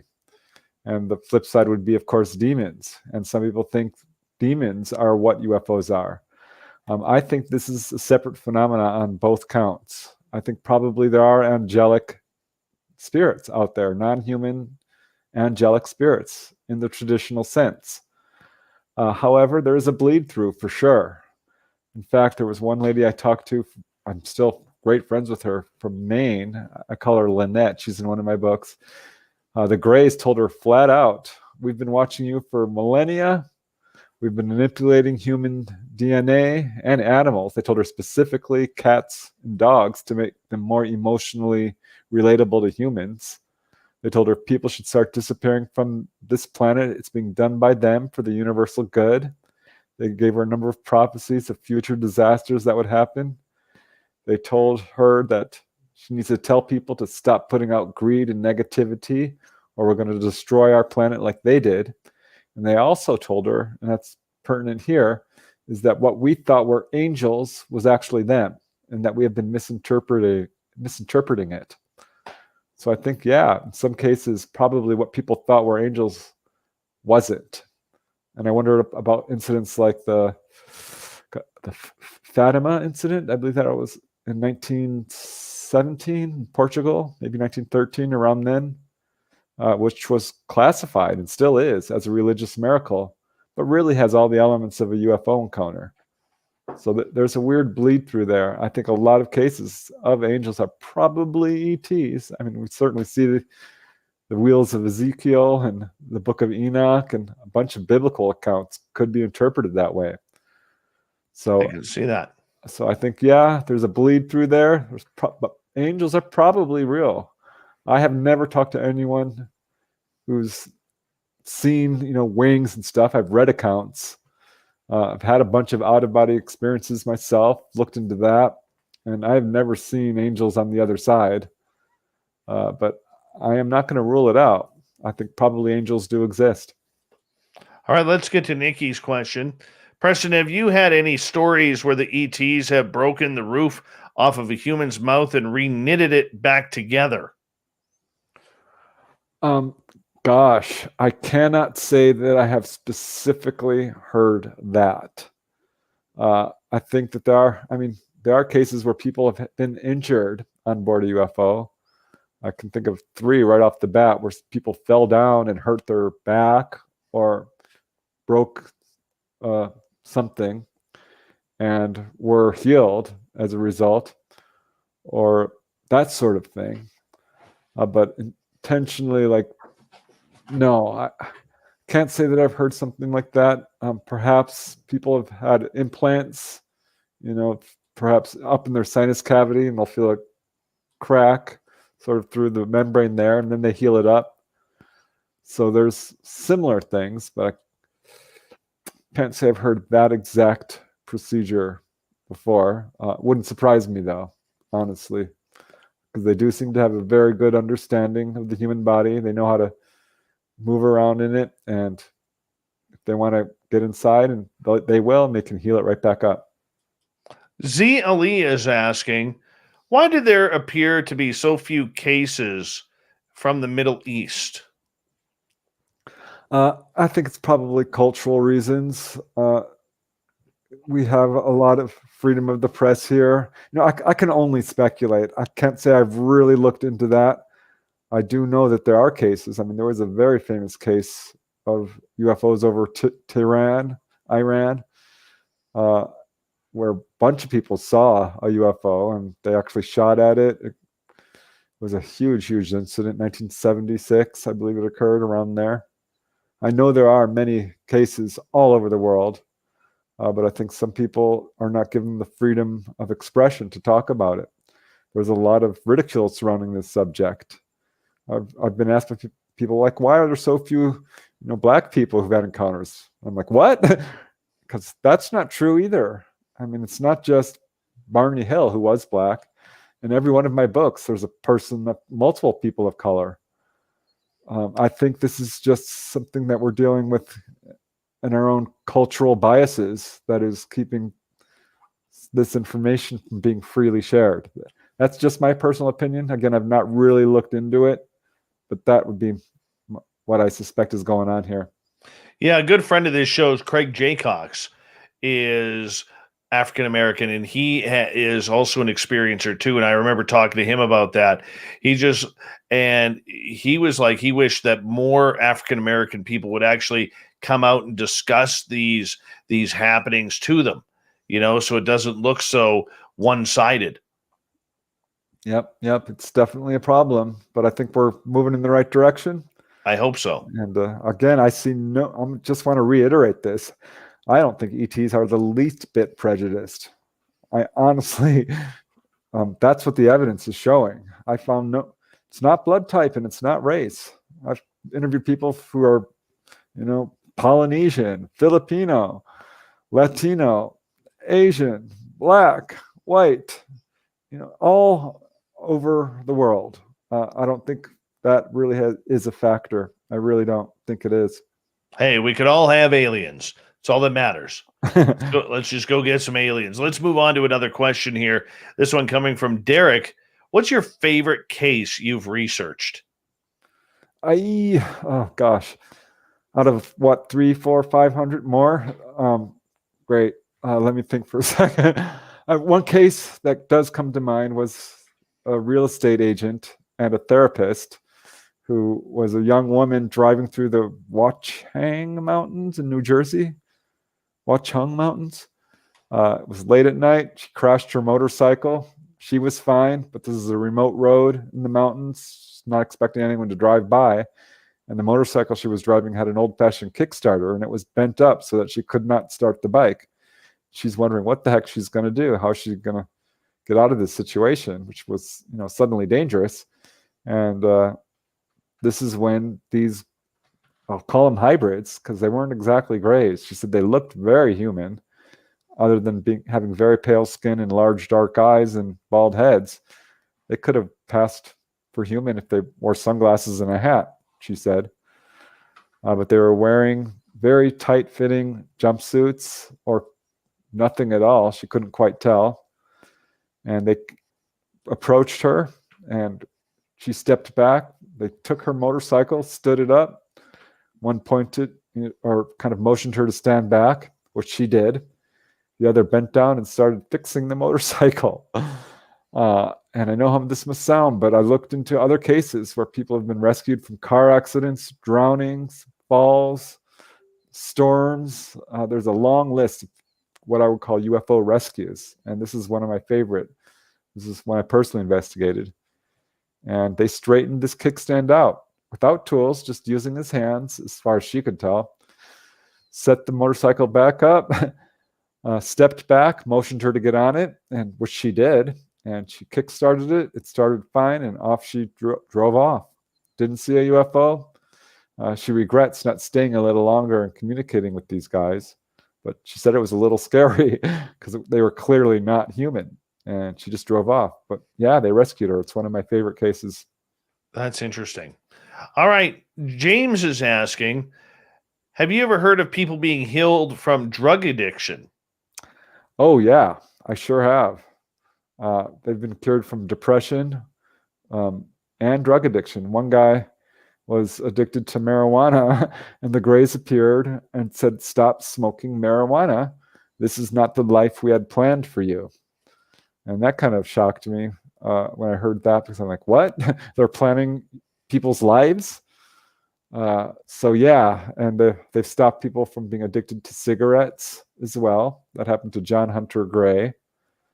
He was a heavy smoker, and after that, he wasn't. They certainly do dispense dietary advice to people. They told Jim Sparks to stop eating meat, that it was messing up his digestion. And he did. They reabducted him and gave him another anal probe. And he's like, "What are you doing?" "I stopped eating meat." And they said, "Yeah, we know. And we needed to check to make sure it's helping you." And it is. as far as, heavy duty drugs, I don't know of a case. It wouldn't surprise me.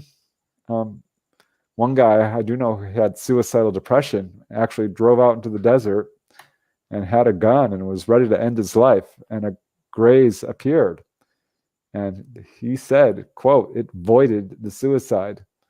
He ended up having missing time, but it cured him of his suicidal depression.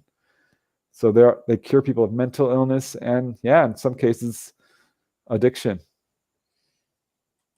Tony is asking, Preston, do you know what the percentage of UFO experiencers are that practice Reiki?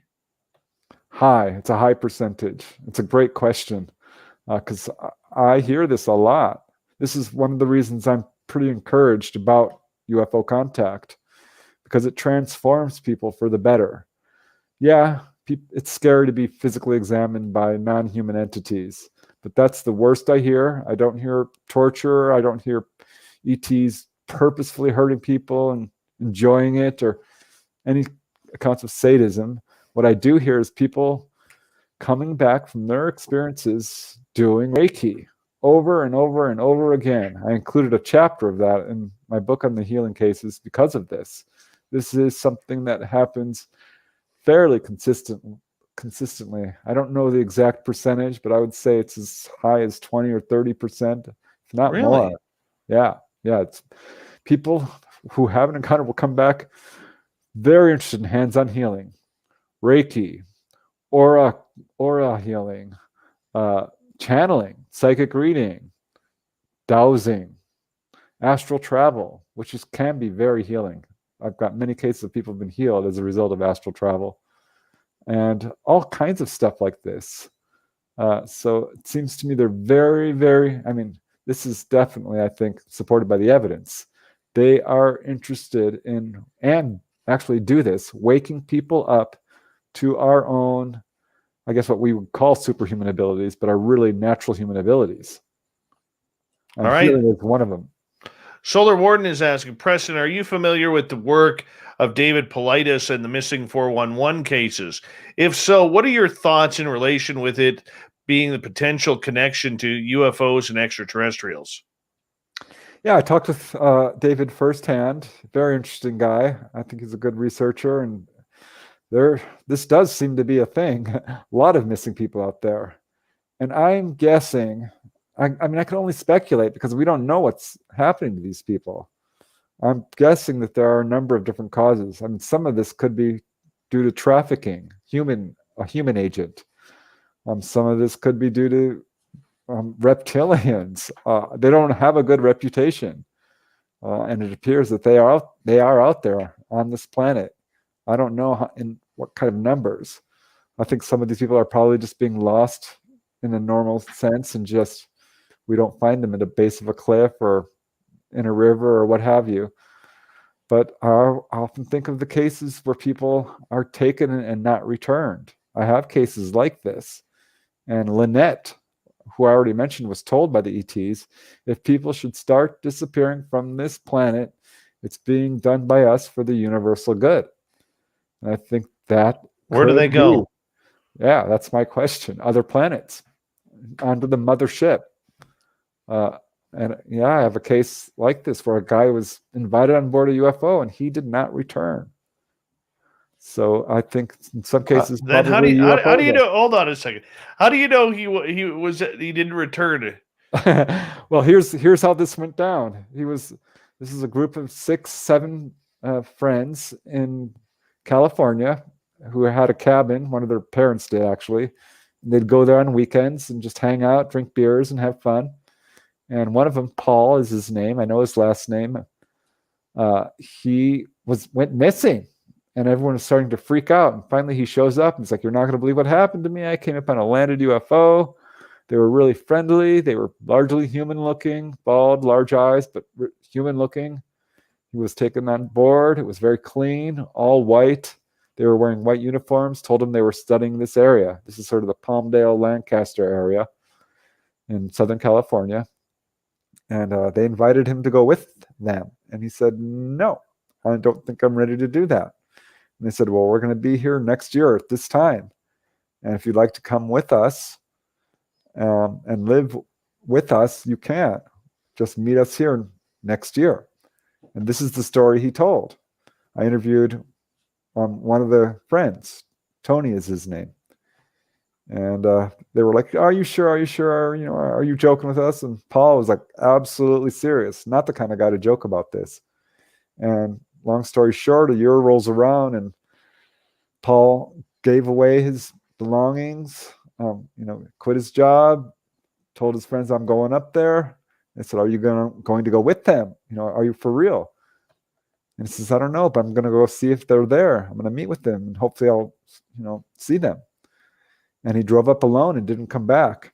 And so Tony and Paul's friends and actually Paul's family drove up there and they found his car, keys in it, never found Paul. I don't know where Paul is. It was a true missing persons case. They called the police. Police questioned each of them and they told them exactly what happened. And this UFO story is somehow connected to all this. I think Paul's probably with the ETs. I don't know. I wonder if they take them back to their own world or they take them to another planet to maybe learn, study, whatever it may be. Another human planet. I know people have been taken to other planets. This is not super common, but certainly does turn up. And yeah, I think they do. There's a lot of other planets out there. It's not just Earth. I mean, NASA knows this. We're finding a lot of them. Very true.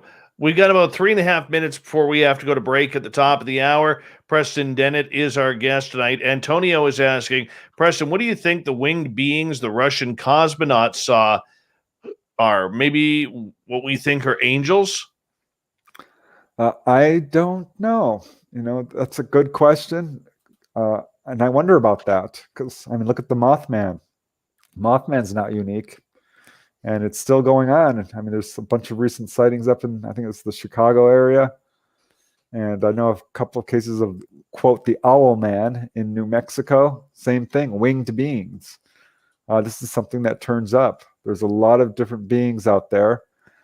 I think most of what people are seeing are extraterrestrials in the classic sense. But, there are probably interdimensional beings out there, nature spirits, all kinds of stuff that we have a tendency to lump under one umbrella, which might be a mistake.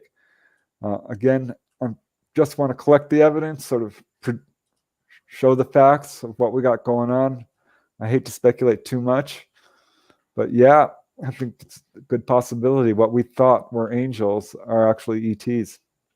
That's kind of scary to think, especially, like, I don't know, man. I like to think of them as different beings, but I mean, it does make sense. It does make sense if they are intertwined or connected one way or another. Been around a long time. We know that. Not just a few hundred years or even, it's not just 1947 and onward. It's been millennia. We know this. I'm very curious to continue on that conversation. We got 2 minutes to go about people who've disappeared. And you mentioned you've talked to a number of people who know those who've had contact, said, this is my go date, and then I'm gone. Yeah, there's a very famous singer who had encounters. Gosh, I forget his name. But he's pretty well known within the UFO community. He had written a song about UFOs, had contact, and just disappeared. Jim Sullivan? That might be it. That's a case. There's also the case of Felix Moncla, who was vectored while flying an Air Force jet over Lake Superior to a UFO. It was on radar, and his blip merged with the UFO, and the UFO took off. Felix Moncla Jr., who was like 19, 21 years old, a young man, was never seen again. Presumably, he went with the ETs. And I always wonder what happened to Frederick Valentic from Australia. Same type of thing. He had a UFO hovering over his plane. Said it's not an aircraft. I don't know what it is. He was talking to the control tower operator when, boom, the transmission ended. And there were people, who actually saw UFOs in that area at that time. It's a very well-known case, one of Australia's most famous cases, next to the Westall High School incident, another UFO schoolyard case. Have you ever heard the story of Granger Taylor?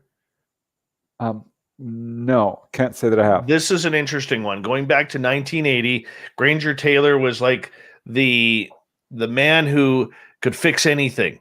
He had zero education, but he was known as a brilliant man. He even built a spaceship in his house. He used to rebuild actual size trains, no training whatsoever. Wow. Just rebuild them. And one day he said, "They're going to come take me." And on that date, he disappeared. They found his car blown up in the mountains, but no trace, no DNA of Granger Taylor.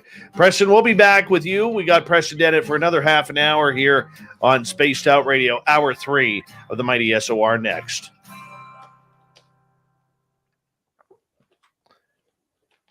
Yeah, look into that Granger Taylor case. That one's amazing. Yeah, I have to. I just wrote it down. Yeah. And I know of other cases too. Yeah. I'm going to run my dogs out. I'll be right back, okay? All right. I'm going to get another glass of water. All right.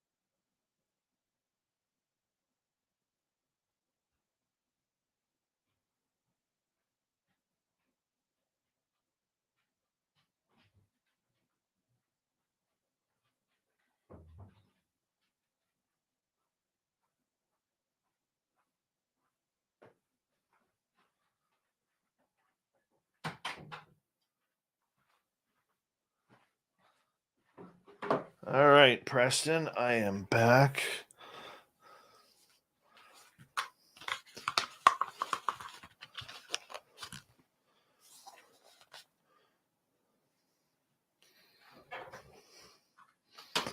All right, I'll get you to turn your mute off. There we go. Put it right there. So just stick with me through, we'll get to the break at the bottom of the hour, and then I will be able to let you go properly.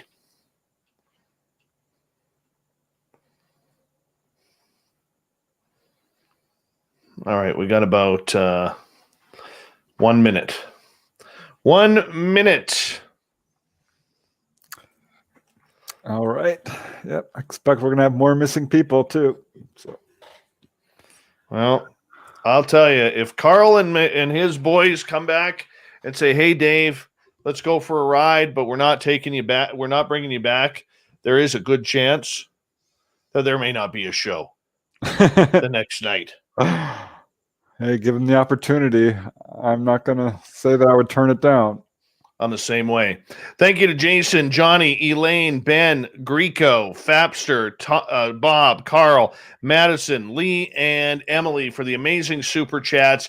It really supports what we do on Spaced Out Radio on a nightly basis. Thank you so much to everybody who's tuned in, all of our regulars in the chat room, and all the veterans out there. We absolutely love you. So here we go with the final hour.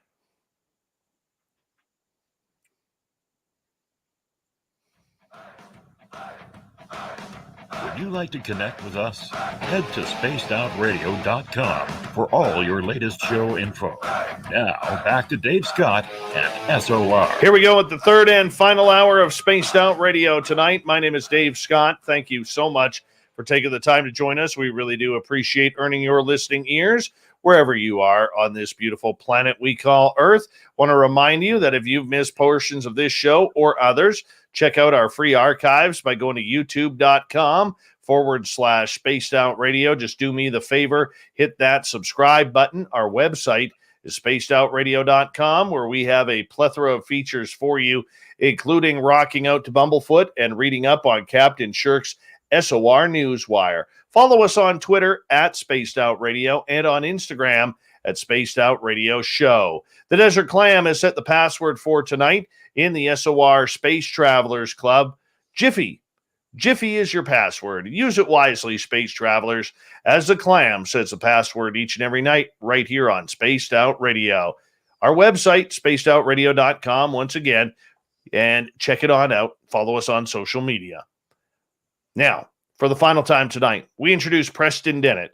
He is one of the top authors when it comes to everything to do with UFOs and ET contact. All of his books can be found on his website, PrestonDennett.weebly.com. Preston, welcome back. Thank you, Dave. I still have a bunch of audience questions for you, my friend. So we're going to fire them up because they've been pretty good so far. And let's just continue rolling on. Solar Warden is asking, what are your thoughts, Preston, on the NASA STS missions from the 90s? Weird UFOs being captured in infrared videos. I've seen some of them. I'm not sure exactly which ones we're talking about here, but there are several. But there's one with a weird snake-like thing. Others where UFOs appear to be being shot at. And I wonder about some of these because NASA's like, oh, no, that's just a frozen ball of urine. And other people are like, no, that's a spaceship. I'm like, how can we confuse the two? That seems wild to me that there could be such widely varying interpretations of what we're seeing. Some are clearly large objects distant from the camera. I think it's clear that NASA knows a lot more than they're saying. They've been caught in lies many, many times. I mean, it was the press who nicknamed NASA as standing for never a straight answer.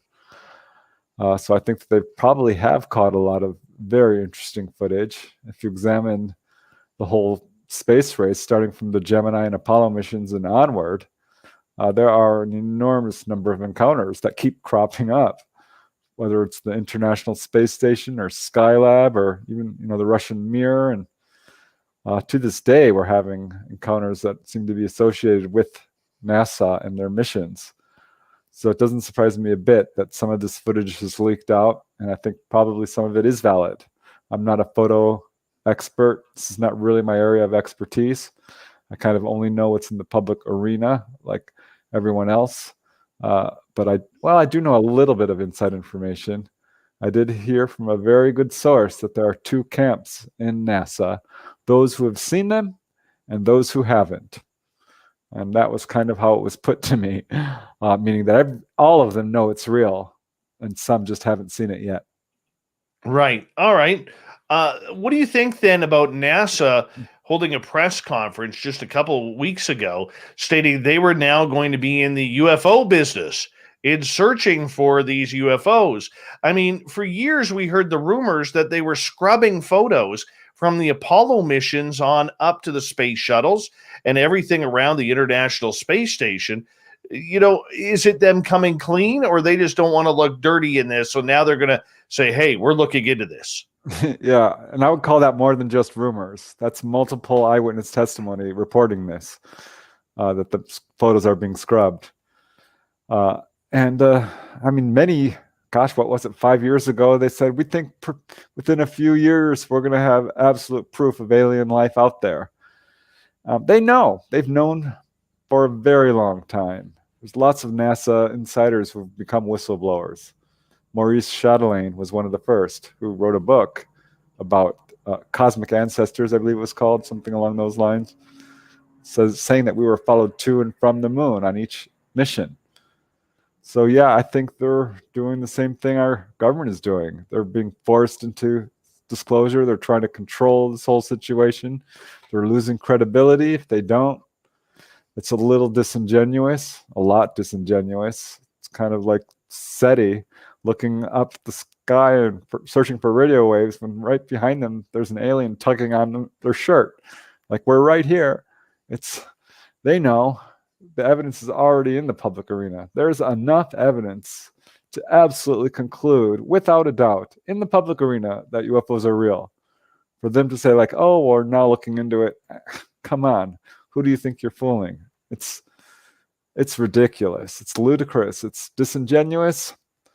And I think they're doing it just because they want to control our perception of this phenomenon.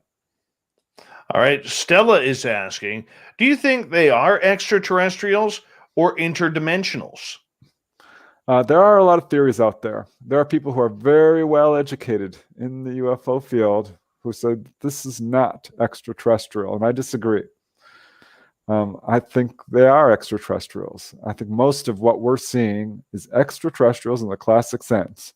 And by that I mean people like us from other planets, biological beings. I'm not going to rule out that there are interdimensional beings or trickster spirits or jinns or all kinds of weird beings out there. I mean, fairies, you name it. Angels, demons, all of this stuff. I think there's probably some truth to a lot of this, and it all gets lumped under one thing. I don't think UFOs are the same as near-death experiences, or the same as Bigfoot, or if you see a ghost of your, deceased aunt, that it's disguised as something that's just putting on a show. No, I think the grays are grays. I really do, and mantids are mantids. I think these stories are very consistent, coming from people all over the globe for decades, people who don't know each other. The evidence, the extraterrestrial theories best fits the evidence by far. And for that matter, yeah, they are interdimensional, but so are we. We have an interdimensional aspect to us. Every entity does. The whole planet is interdimensional. There are other dimensions. Everything has an interdimensional aspect to it. I think why ETs get this sort of explanation or reputation or interpretation is because we're seeing them disappear, move at right angles, time travel, and all this stuff. But if you're just because something moves interdimensionally or travels through time, doesn't preclude it from being extraterrestrial. If they are leaving landing traces, if they're appearing on radar, if we have the actual craft and the bodies, if people are getting physical implants put in their bodies, I think the evidence shows pretty clearly we're dealing with a physical phenomena, physical entities who, yeah, perhaps do have an understanding of interdimensionality and other dimensions, but are still just people like us, only more advanced. That's my humble opinion based on the evidence.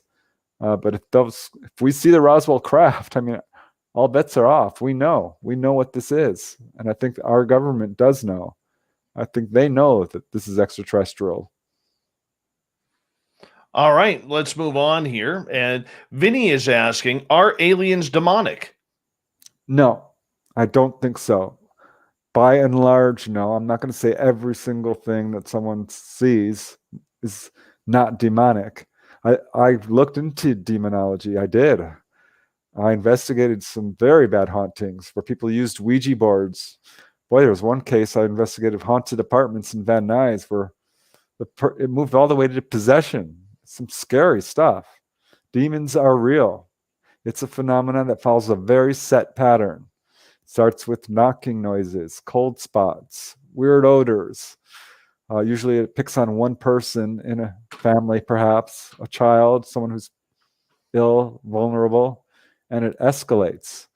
The purpose of demons is to destroy. They're destructive, negative, spiritual entities. The UFO phenomena also follows a very set pattern. This is something that was outlined by Thomas Bullard many years ago.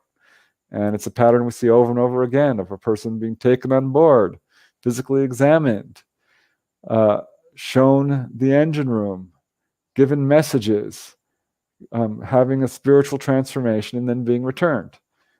And more often than not, they are changed for the better, which is precisely the opposite of what happens in a demonic infestation. But I think demons do have the ability to sort of disguise themselves. They can appear as relatives or someone you might know. ETs do also have that ability. There's a lot of weird parallels in a lot of these phenomena that I think are causing investigators to lump them together. There are some really remarkable parallels between near-death experiences and out-of-body experiences and UFO abductions. That does not make them the same thing. No, I don't think UFOs are demonic, but I do think there's probably some bad ETs out there. I'm not going to say they're all our space brothers. Some might follow that energy, so to speak, just like humans. There are some downright bad people on our planet. They do not have our best interests in mind. It's a wide, wide universe. I'm sure there are some bad aliens out there, but by and large, no. I'm very, very encouraged, actually, when objectively looking at what happens to people when they're taken on board, and it does not follow the pattern I see with demonic hauntings. Mark in Australia is asking, Preston, what is the most recent school landing UFO case? I believe it was, oh gosh, I'd have to look that up. It was Adikuram School, elementary school in Indonesia. It was 1997, I think it was, which was just a few years after the Rua, Zimbabwe case. I know there are others. I found current cases of UFOs hovering over schools dating all the way up to recently, like 2018, 2019. But as far as landings, I couldn't find any super recent ones. I think they're probably out there, but they sometimes take a while to trickle down. But yeah, this is a phenomenon that's still going on, and I suspect we will be having one occur again, very much like the Rua, Zimbabwe case, which is not unique. There are other cases that were very much like the Rua, Zimbabwe case. Scott wants to know if you're working on any new books or articles right now. Oh, always. Yeah, I've got articles coming out or out in several magazines. There's a few editors out there who are always asking me to give them an article. So I'm working on that. And yeah, I'm working on a new book right now with oh my gosh, it's amazing. This witness is what I would call a conscious abductee, like Jim Sparks, who's pretty well known for not having to go under hypnosis to recall his encounters. This lady I'm interviewing, actually, she's like my best friend now. We've become really good friends. Her story is far more extensive than anyone else I've ever talked to, at least in terms of her consciously remembering it. And yeah, her story is just blowing my mind every time I talk to her. I've seen her UFOs. She's shown me proof. She's super psychic. She's amazing. I can't wait to get her story out. I'm transcribing her. I was transcribing her interview earlier today. So far done, gosh, hours and hours and hours of interviews with her. It's a big, big story. Larry is wondering, are the Watchers from the Bible? Possibly. There's a lot of research into this by religious scholars, which I am not, but I've certainly been following this. I think probably, yeah, that's true. This is what Betty Andreasen's ETs said they were. They called themselves the Watchers. I think probably that's one of the main ET missions. They're watching us very closely. They've got multiple missions. I think healing humanity is one of their missions. When it comes to the Greys, certainly reinvigorating their race with genetic material, the hybrid baby phenomena, that's one of their agendas. They've got multiple agendas, but I think they're watching us very closely, many of them, particularly because of our messing around with nuclear power and the possibility that we're on the brink of major collapse environmentally, socially.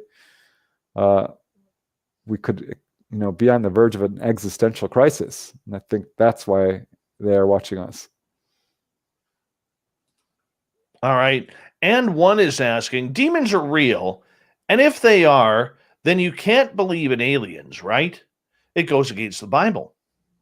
I don't believe that to be true. In fact, the Catholic Church and the Vatican have made very positive statements about the existence of UFOs. There are many houses in our Father's mansion. I think there's a quote there. I am just not. The Bible is something that was written long ago. I don't really want to get into a religious discussion because I'm not equipped. I haven't. There are some UFO researchers who have dug very deeply into this and come away convinced that UFOs are real and that many of the accounts in the Bible were probably ET contact. And the wheels of Ezekiel is certainly one I will point to. But I don't think there's any conflict in believing in demons and angels and extraterrestrials and Bigfoot and humans and ghosts. This is a wide universe. We're still learning what's going on. It's one of the reasons I think it's important to have an open mind and not prejudge anything. We have to throw away our preconceptions, our misconceptions, what we believe, and move towards true knowledge. There's a big difference between belief and knowledge. And I think we have to be very careful to draw a line there between what we believe and what we know to be true. Good answer. Stella is asking, what are your thoughts on starseeds? It's a good question. I think we are seeing a sort of progression of our species. Each generation that is being born seems slightly more advanced in terms of intelligence and psychic ability and longevity, even height and physicality.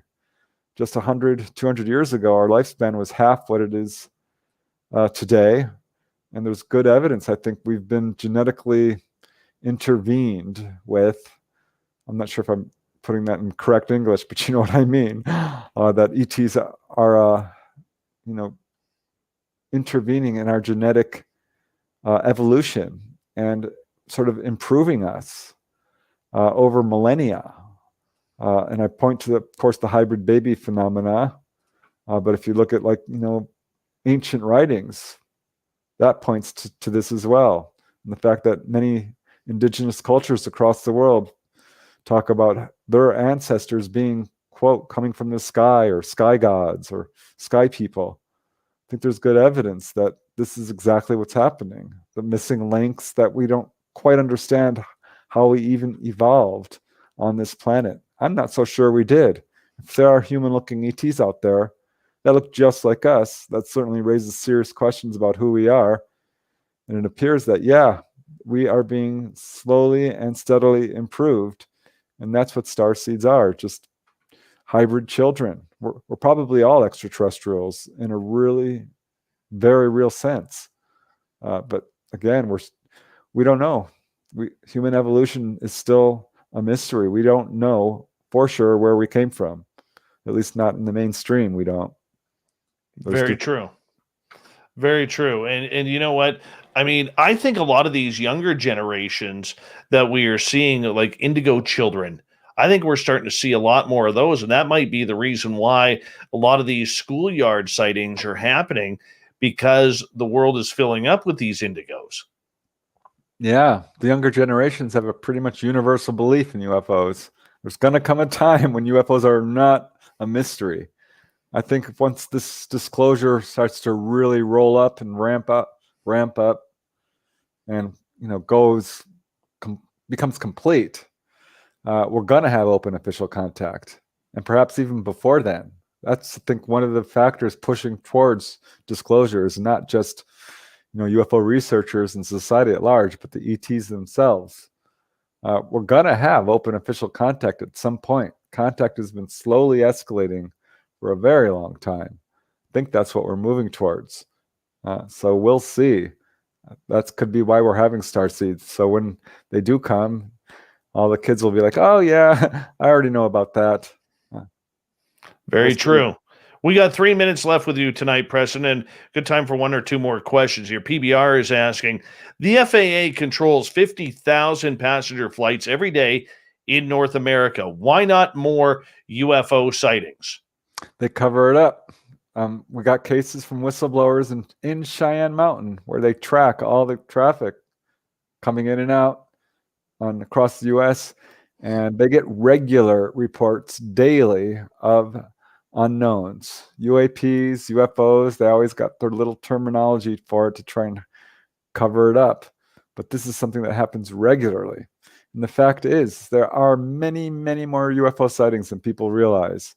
If MUFON, Mutual UFO Network, and NUFORC, National UFO Reporting Center, are getting, 20 reports daily, well, we can easily times that by 10, because 1 in 10 people do not, 1 in 10 people, I would say, report their sighting in any official capacity. So, and that's being very generous. It's closer to 1 in 100, I would say, make a report.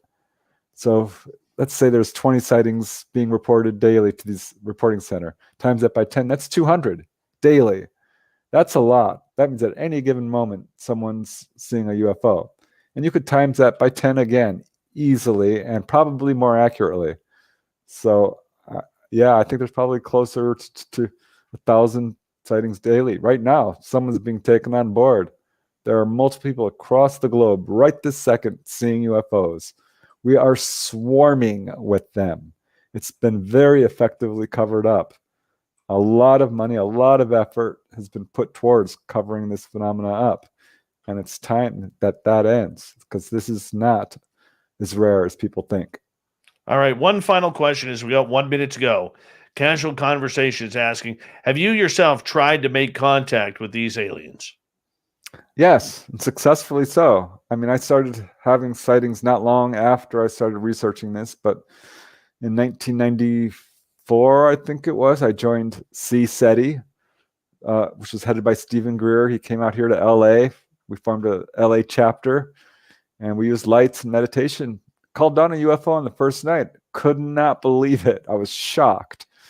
And we formed this little group, and we called them down a dozen times over a period of years. And yeah, I've had some really amazing sightings and what I would call UFO dreams, if you don't mind me putting it that way, where I've been taken on board. Nice. So I don't know if I'm contacting like the people I'm talking to, but yeah, I think on some level I've definitely had contact. Wonderful. Preston Dennett, it's always a pleasure to have you on Spaced Out Radio. A real pleasure. PrestonDennett.weebly.com, where you can find 29 books on this subject, and I highly suggest you do because they'd be great for your UFO library. Coming up next, we have the SOR Newswire and the Thought of the Day. Stay tuned. Spaced Out Radio continues right after this.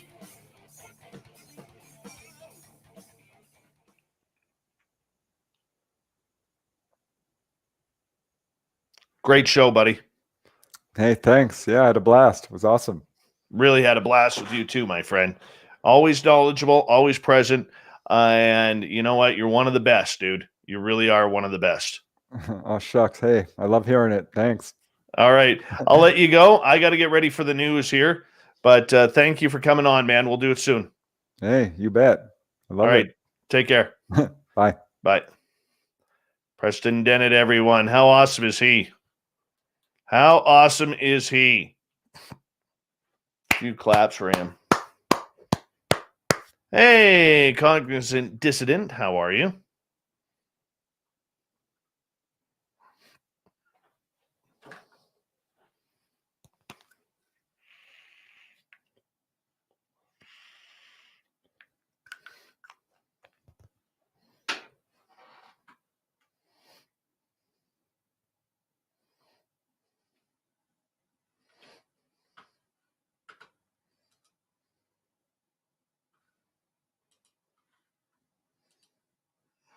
Damn it. Oh, well. Let me make sure we got all this.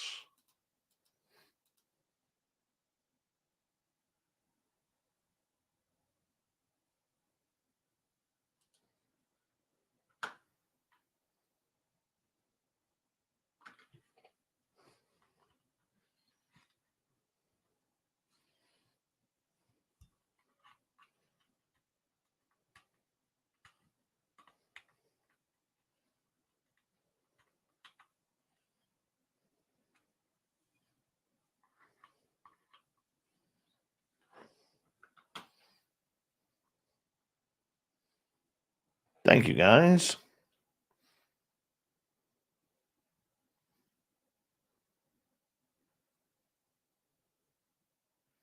Really do appreciate it.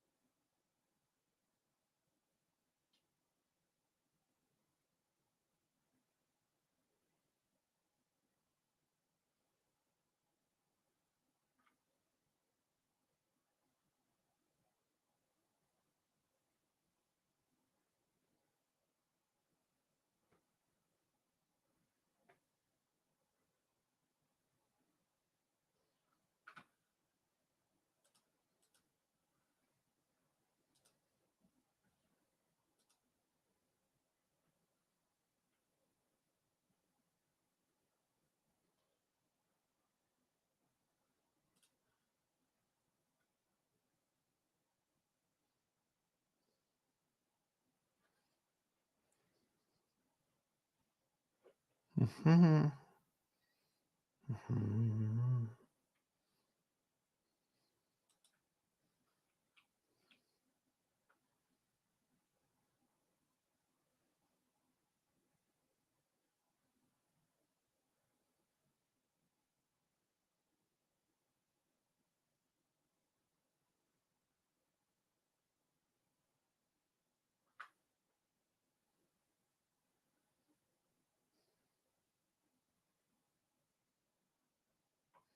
Thank you, Nicola. I appreciate that kind words. Really do appreciate it.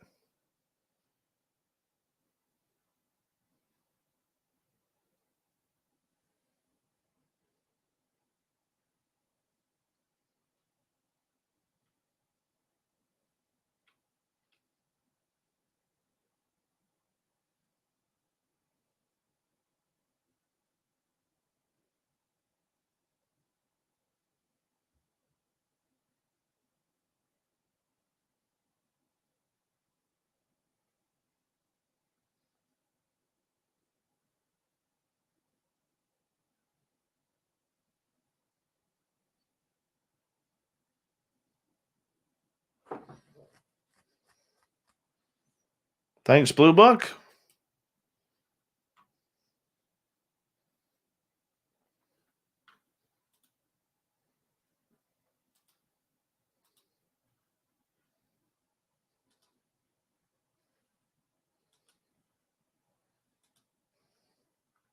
I want to say a big thank you to Jason, to Johnny, to Elaine, Ben, Greco, Fabster, Science Bob, Carl, Madison, Major Lee, and Emily, aka Alaska's greatest athlete, for the amazing super chats tonight. Really do appreciate your time and everything that goes on. Thank you to all our listeners. Here we go.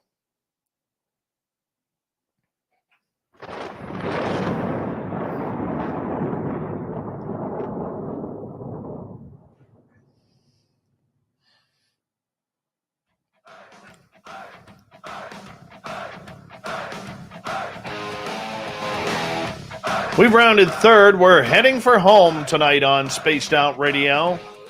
My name is Dave Scott. Thank you so much for joining us. I really do appreciate earning your listening ears wherever you are on this beautiful planet we call Earth. Want to remind you that if you've missed most of this show or others, check out our free archives by going to youtube.com/Spaced Out Radio. Do me the favor, hit that subscribe button. Our website, spacedoutradio.com, where we have a plethora of features for you, including rocking out to Bumblefoot and reading up on Captain Shirk's SOR Newswire. Follow us on Twitter at Spaced Out Radio and on Instagram at Spaced Out Radio Show. Speaking of the news,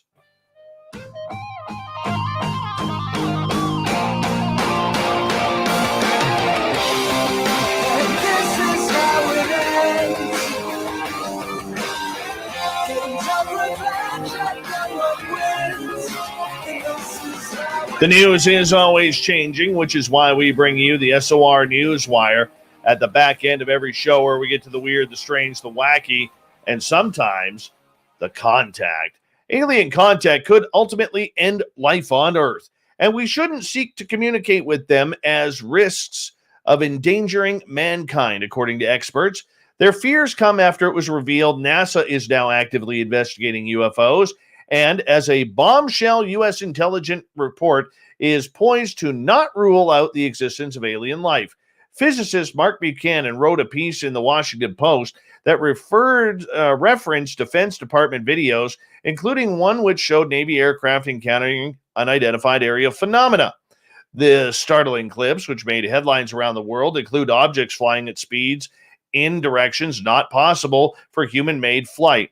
However, it would be dangerous to assume that any possible visitors from another planet are coming in peace, according to a group of astronomers cited by Buchanan's op-ed article. Chances are we should all be grateful that we don't yet have any evidence of contact with alien civilizations, Buchanan wrote in a very naively written word, because obviously he hasn't studied this phenomena for a long time. Attempting to communicate with extraterrestrials, which has already been done, if they do exist, which they are, could be extremely dangerous for us. Sometimes it is. We need to figure out whether it's wise or safe and how to handle such attempts in an organized manner.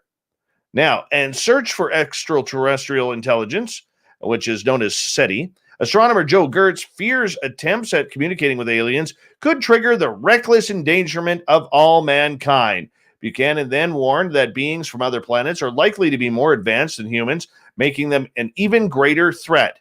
However, some scientists believe extraterrestrial contact could benefit humanity through the use of alien tech, which in turn could improve the planet's sustainability and cure diseases. Intelligence officials have been ordered to compile a dossier on UFOs for Congress after a flurry of videos filmed by the U.S. Navy and Air Force personnel were leaked. In fact, that's wrong, because the U.S. Air Force has not released anything, and the report is due for release later this month. The dossier reportedly will say that the Pentagon cannot explain some 120 sightings made by U.S. Navy personnel over the last 2 decades, but it will conclude that they are not known technology. Go figure. You know what I don't like about articles like this? Let me tell you. Now, this gentleman who they are interviewing physicist Mark Buchanan. This is probably a guy who has not studied a single thing about UFOs. Not a single thing. But now that it's getting to the point where the government is admitting that these craft are out there, now he's going to be front page news, which he is, because this is from the New York Post that I'm reading this. All right. And he is going to be putting out there the fearmonger tactics. Look, these craft, as far as we know, have not taken down a single military jet. These craft, as far as we know, did not start any world wars when they were turning nuclear facilities on and off in both the US and in Russia simultaneously. These craft have been around and been seen for decades. So his naivety in saying that these craft are brand new is false. And yet these are the people who are going to be leading the charge because they hold a scientific background into the phenomena of UFOs. No, the media isn't going to give a voice to the people who've been doing this for years.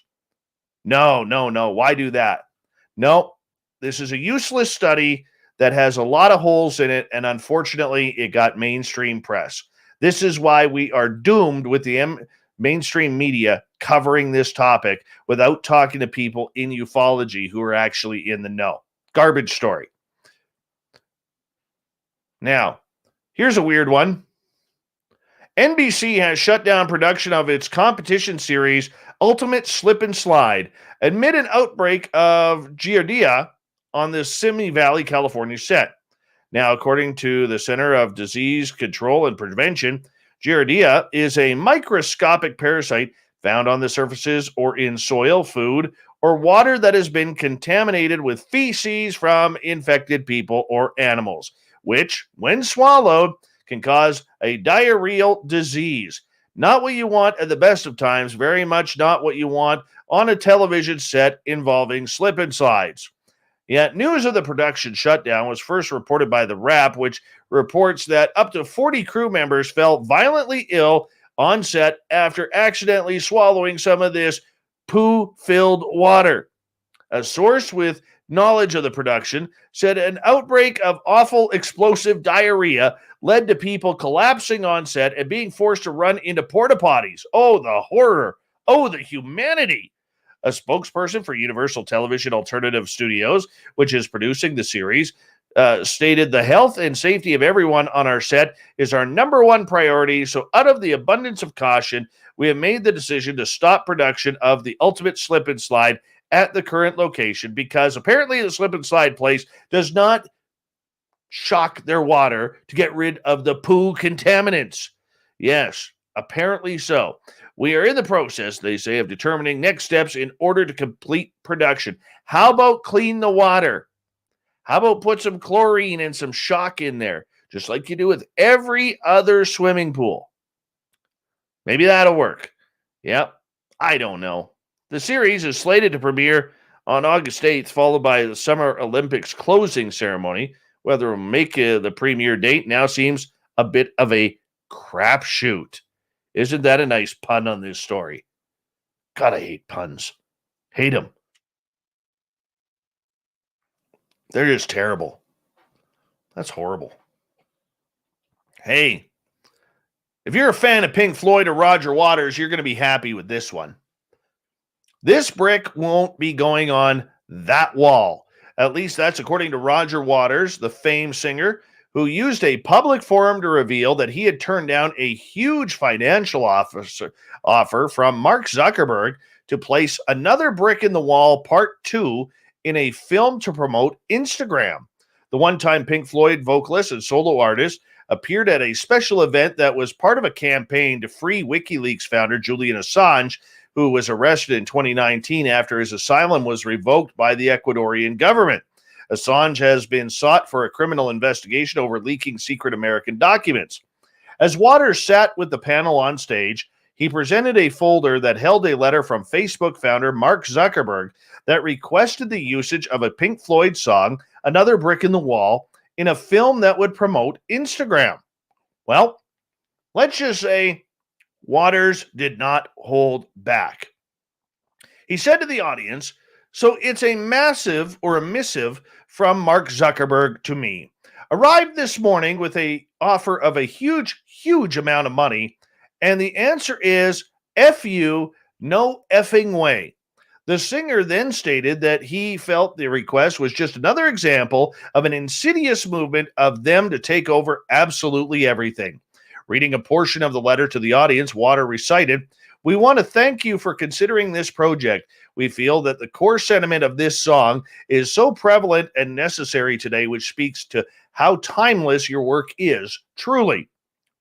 Waters then scoffed, "And yet they wanted to use it to make Facebook and Instagram even bigger and more powerful than it already is, so it can continue to censor all of us in this room and prevent this story about Julian Assange getting out. So the general public could go, what? What? No, no more. I will not be party to this BS, Zuckerberg," Waters stated, then added, "You think, how did this little prick, who started off by saying, 'She is pretty, we'll give her a 4 out of 5. She is ugly, we'll give her a 1. How the F did he get any power in anything? And yet here he is, one of the most powerful idiots in the world.'" Another Brick in the Wall first appeared on Pink Floyd's 1979 album, The Wall, as a 3-part composition. The second part was released as a single and topped the Billboard Hot 100 chart before eventually being certified as a platinum single in the United States. Roger Waters, still stirring it up. That's right. Amazing. I actually saw I was on the floor, 19 rows in, for the 30th anniversary of The Wall. That was one of the best concerts, if not the best concert I've ever been to. Amazing. The Tokyo Summer Games will test athletes' resolve and discipline in more ways than one, as organizers have advised them against using the 160,000 free condoms provided in the Olympic Village. Each of the 11,000 competing athletes will get about 14 condoms as they descend on the Japanese capital for the Games next month. But International Olympic Committee is discouraging the athletes from getting it on, from putting the rubbers to use, citing risks of COVID-19. Oh, COVID-19 just ruins everything. Instead, they hope the athletes will bring with them back to their home countries as souvenirs. Obviously, they didn't hear about the British Columbia politician who was, pretty much talking about using the glory hole.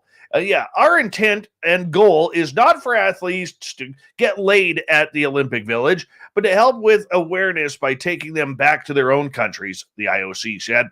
With athletes required to stay at least 2 meters apart from one another, according to the guidelines published in February, it was already difficult for Olympians to get it on. They are also told to avoid physical contact, including handshakes and hugs. Athletes are also only permitted to leave the Olympic Village under special circumstances. Violations of the rules could lead to penalties. Now, condom handouts to Olympians has been a tradition since 1988 Summer Olympics in Seoul, South Korea, as an AIDS epidemic swept across the world. Athletes have been known to get it on a couple times or more during the 2-week spectacle, aided in recent years by an explosion in dating apps.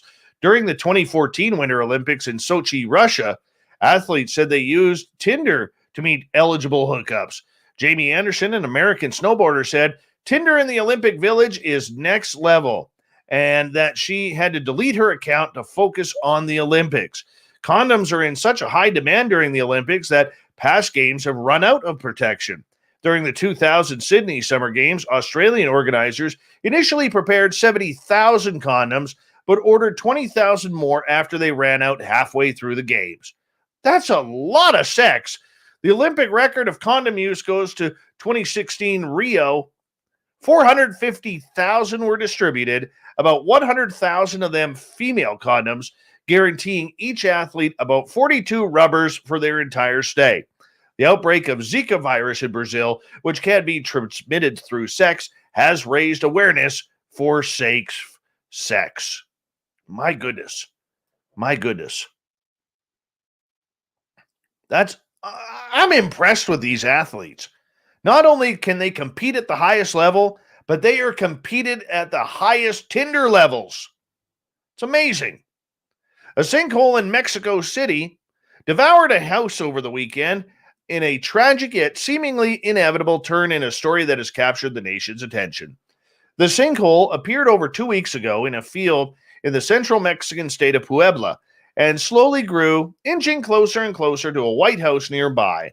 Well, by Friday, the house was teetering over the edge of the sinkhole before collapsing into it late that evening. The house was inhabited by a husband and wife along with their 2 children who invested much of their savings into building it and moved in just over a year ago.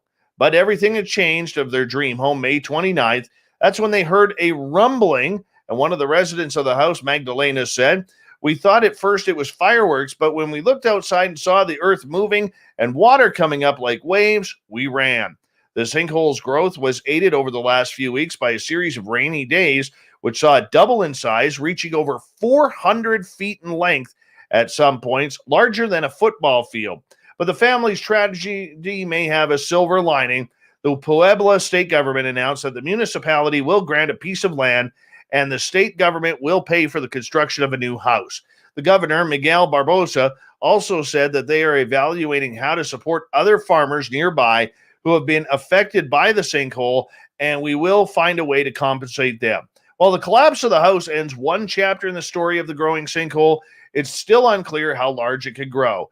Images show another properties, roads, and houses in the distance. The government has yet to announce the plans to stop its growth as Mexico enters the summer rainy season. Those things are freaky because they could just pop up at any time. And let's get to this one. Authorities in the Canadian province of Manitoba are asking residents to keep an eye out for an estimated 8-foot white snake seen slithering through residential yards. Brino Martins, who lives in Fort Rouge, an area of Winnipeg, said he was mowing his lawn Saturday afternoon when he spotted the snake slithering in the grass alongside his house. When I saw it, it freaked me out. No kidding. I don't know if it's dangerous. I don't know if it's venomous. And I don't know that we have many pets and kids in the neighborhood. Martin, who doesn't know much, and his neighbors attempted to keep an eye on the snake while waiting for Winnipeg Animal Services to arrive, but the reptile disappeared into a neighbor's bushes before they arrived. Police said Animal Services was not able to locate the serpent and warned nearby residents to be aware of an 8-foot-long snake loose on the area. And finally tonight, oh, Florida man, you are back with beauty. A Miami man is facing charges after allegedly attacking a homeless man by stomping on his head and hitting him repeatedly with a shopping cart.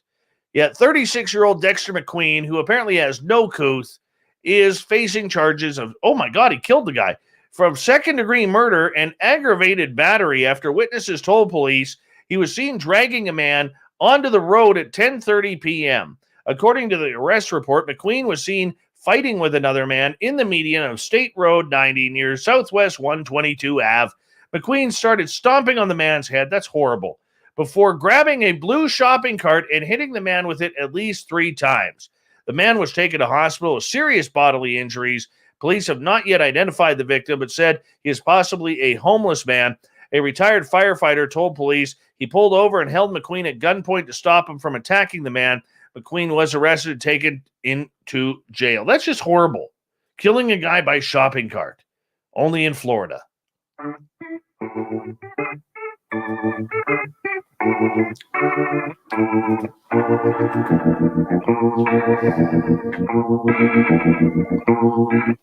Thought of the Dave happens every night at this time, where we ask a question on our Facebook and Twitter pages, then read your responses on the air because we love the audience participation around here. Today's Thought of the Dave is as follows. In your opinion, what's the best ET contact story that needs more coverage? Evil Carl. I still think John Edmund's Stardust Ranch needs more coverage. Everyone talks about Skinwalker Ranch, but I feel like his is just as active, and he has alien body samples. Corundrum. I would like to hear about the spacecrafts and what kind of species are flying them. Let's go to Holly. My story, because it happened to me, my sister, and grandmother at the same time, the same year as the Hill abduction. I would love to hear that story. Totally would. Deb. Nancy Tremaine in Novi, Michigan in the 1960s.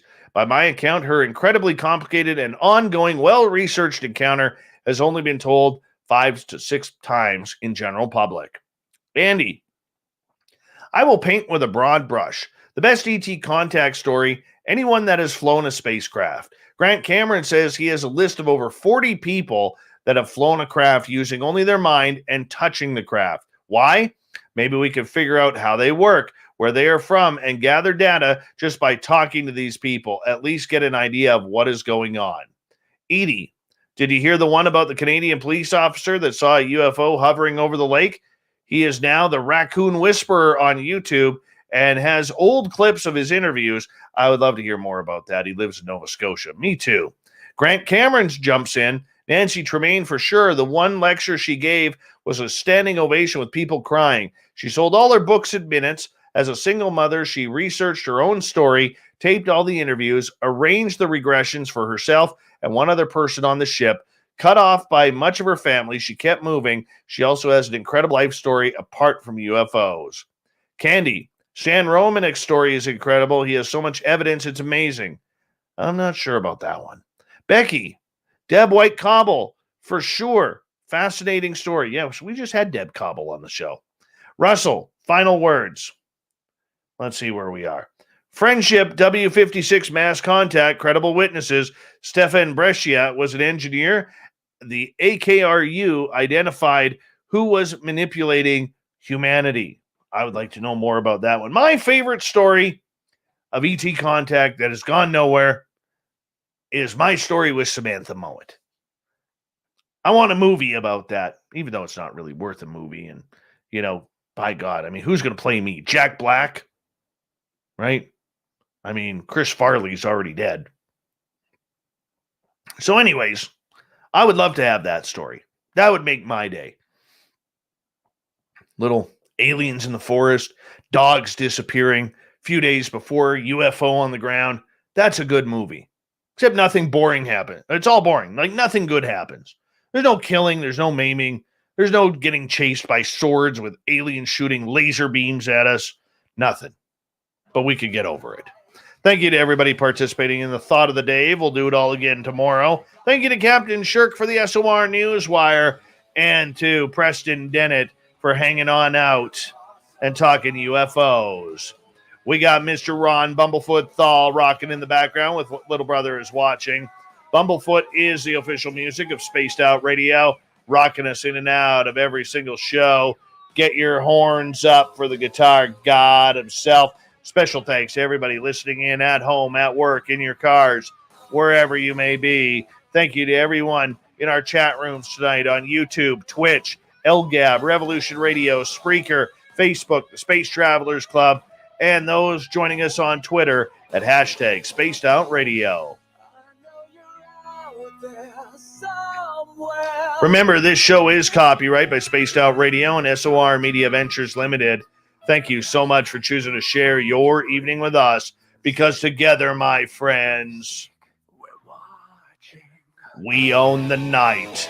Mr. Bumblefoot, we need a favor. We need you to take us home.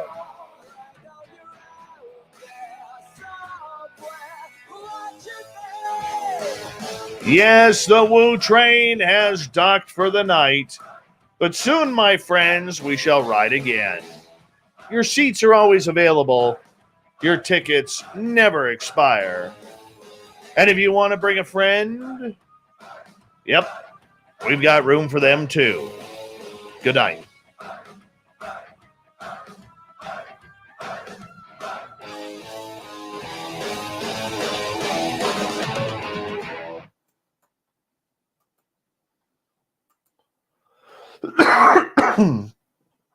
Thank you.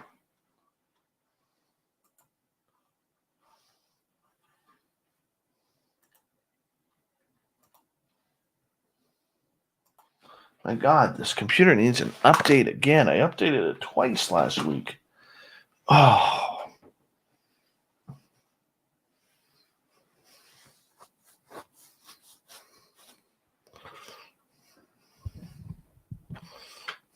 All right, let's clear that up. Yep.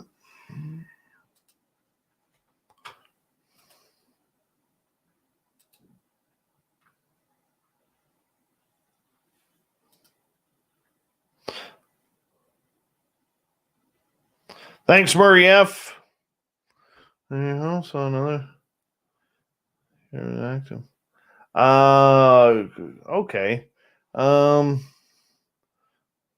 I'll try and find you there.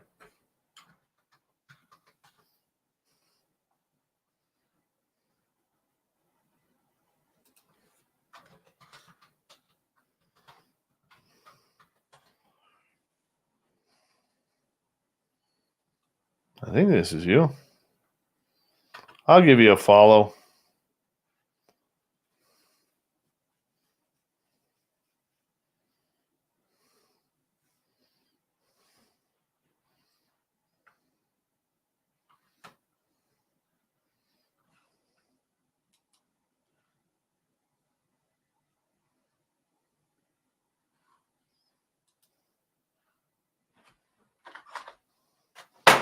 Oops. That slipped out of my hand. That was a fun show.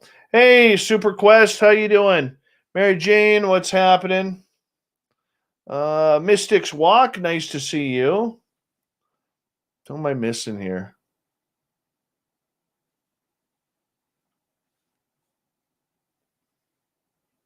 Data Derivations, how are you? Jeff A, nice to see you. What am I missing?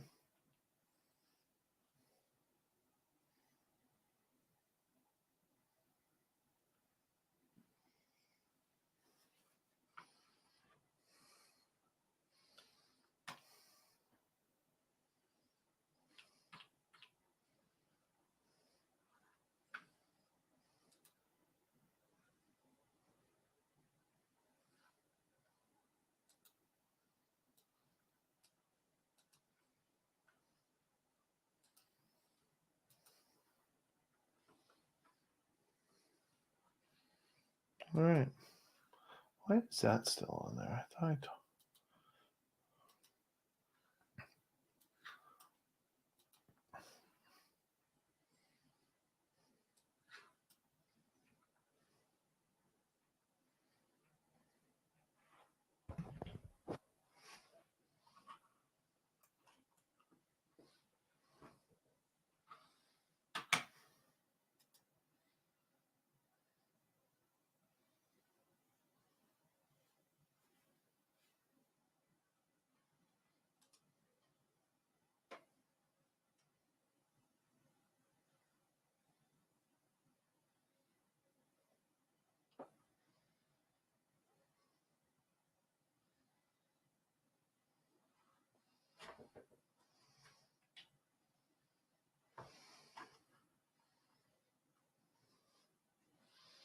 All right, let's get started, shall we?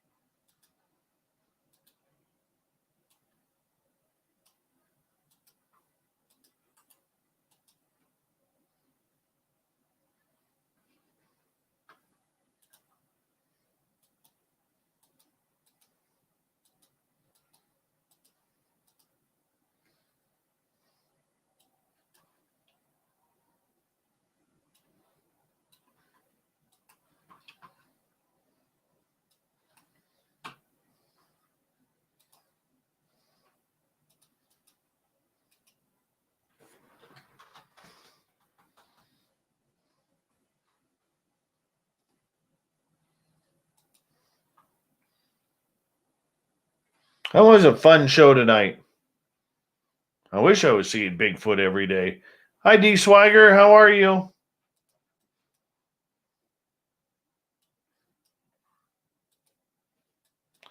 Oh, damn it. There's a moth in here. I can hear it. Now I'm going to have to go kill it.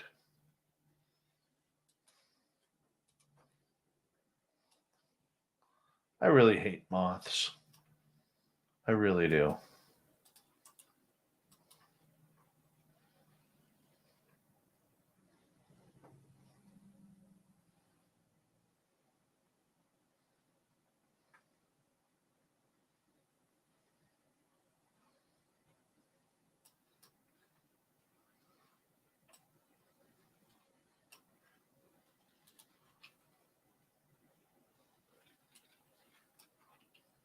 I can hear it rattling against my window.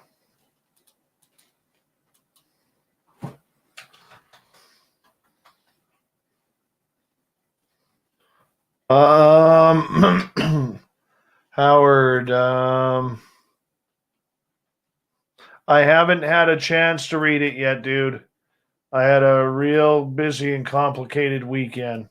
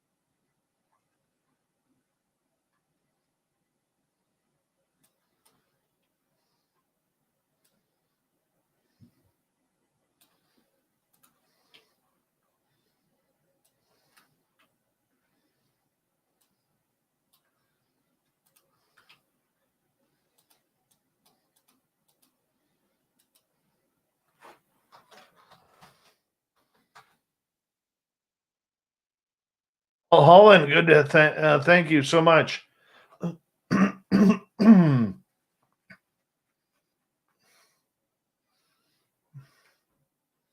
No, no.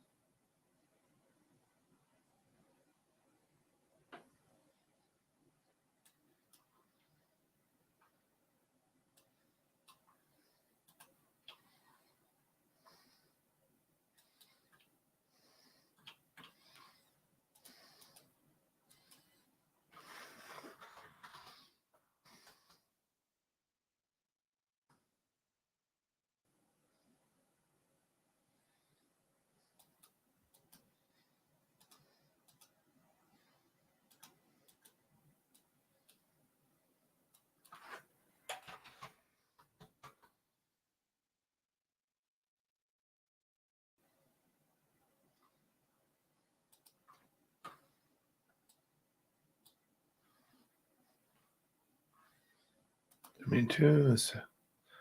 Which one did I miss? One, two. Oh man. Okay, so we're gonna do this.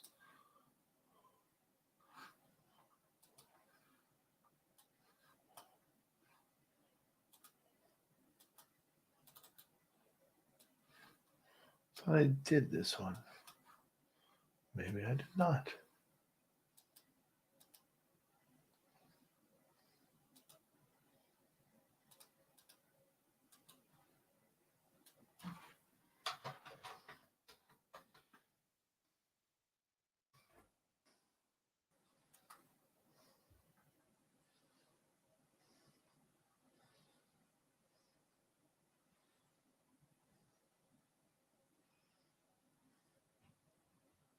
All right.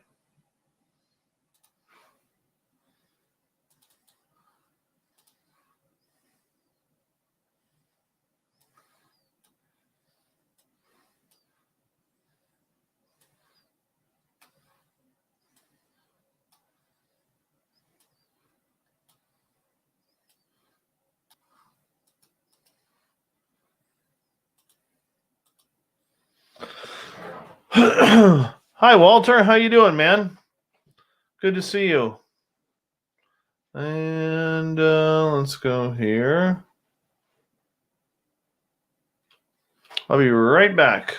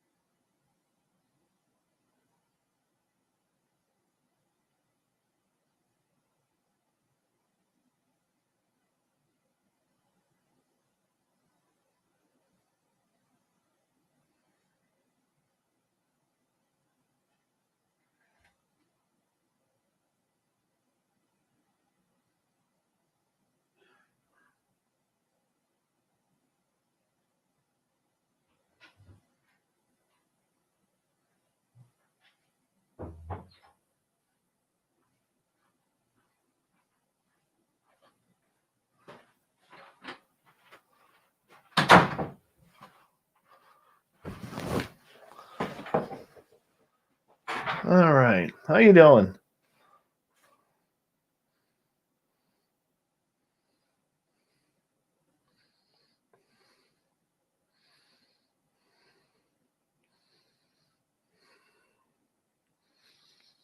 All right. I'm going to shut this down early because I got to make a phone call and call someone here about some UFO stuff. But appreciate all of you for coming on in tonight.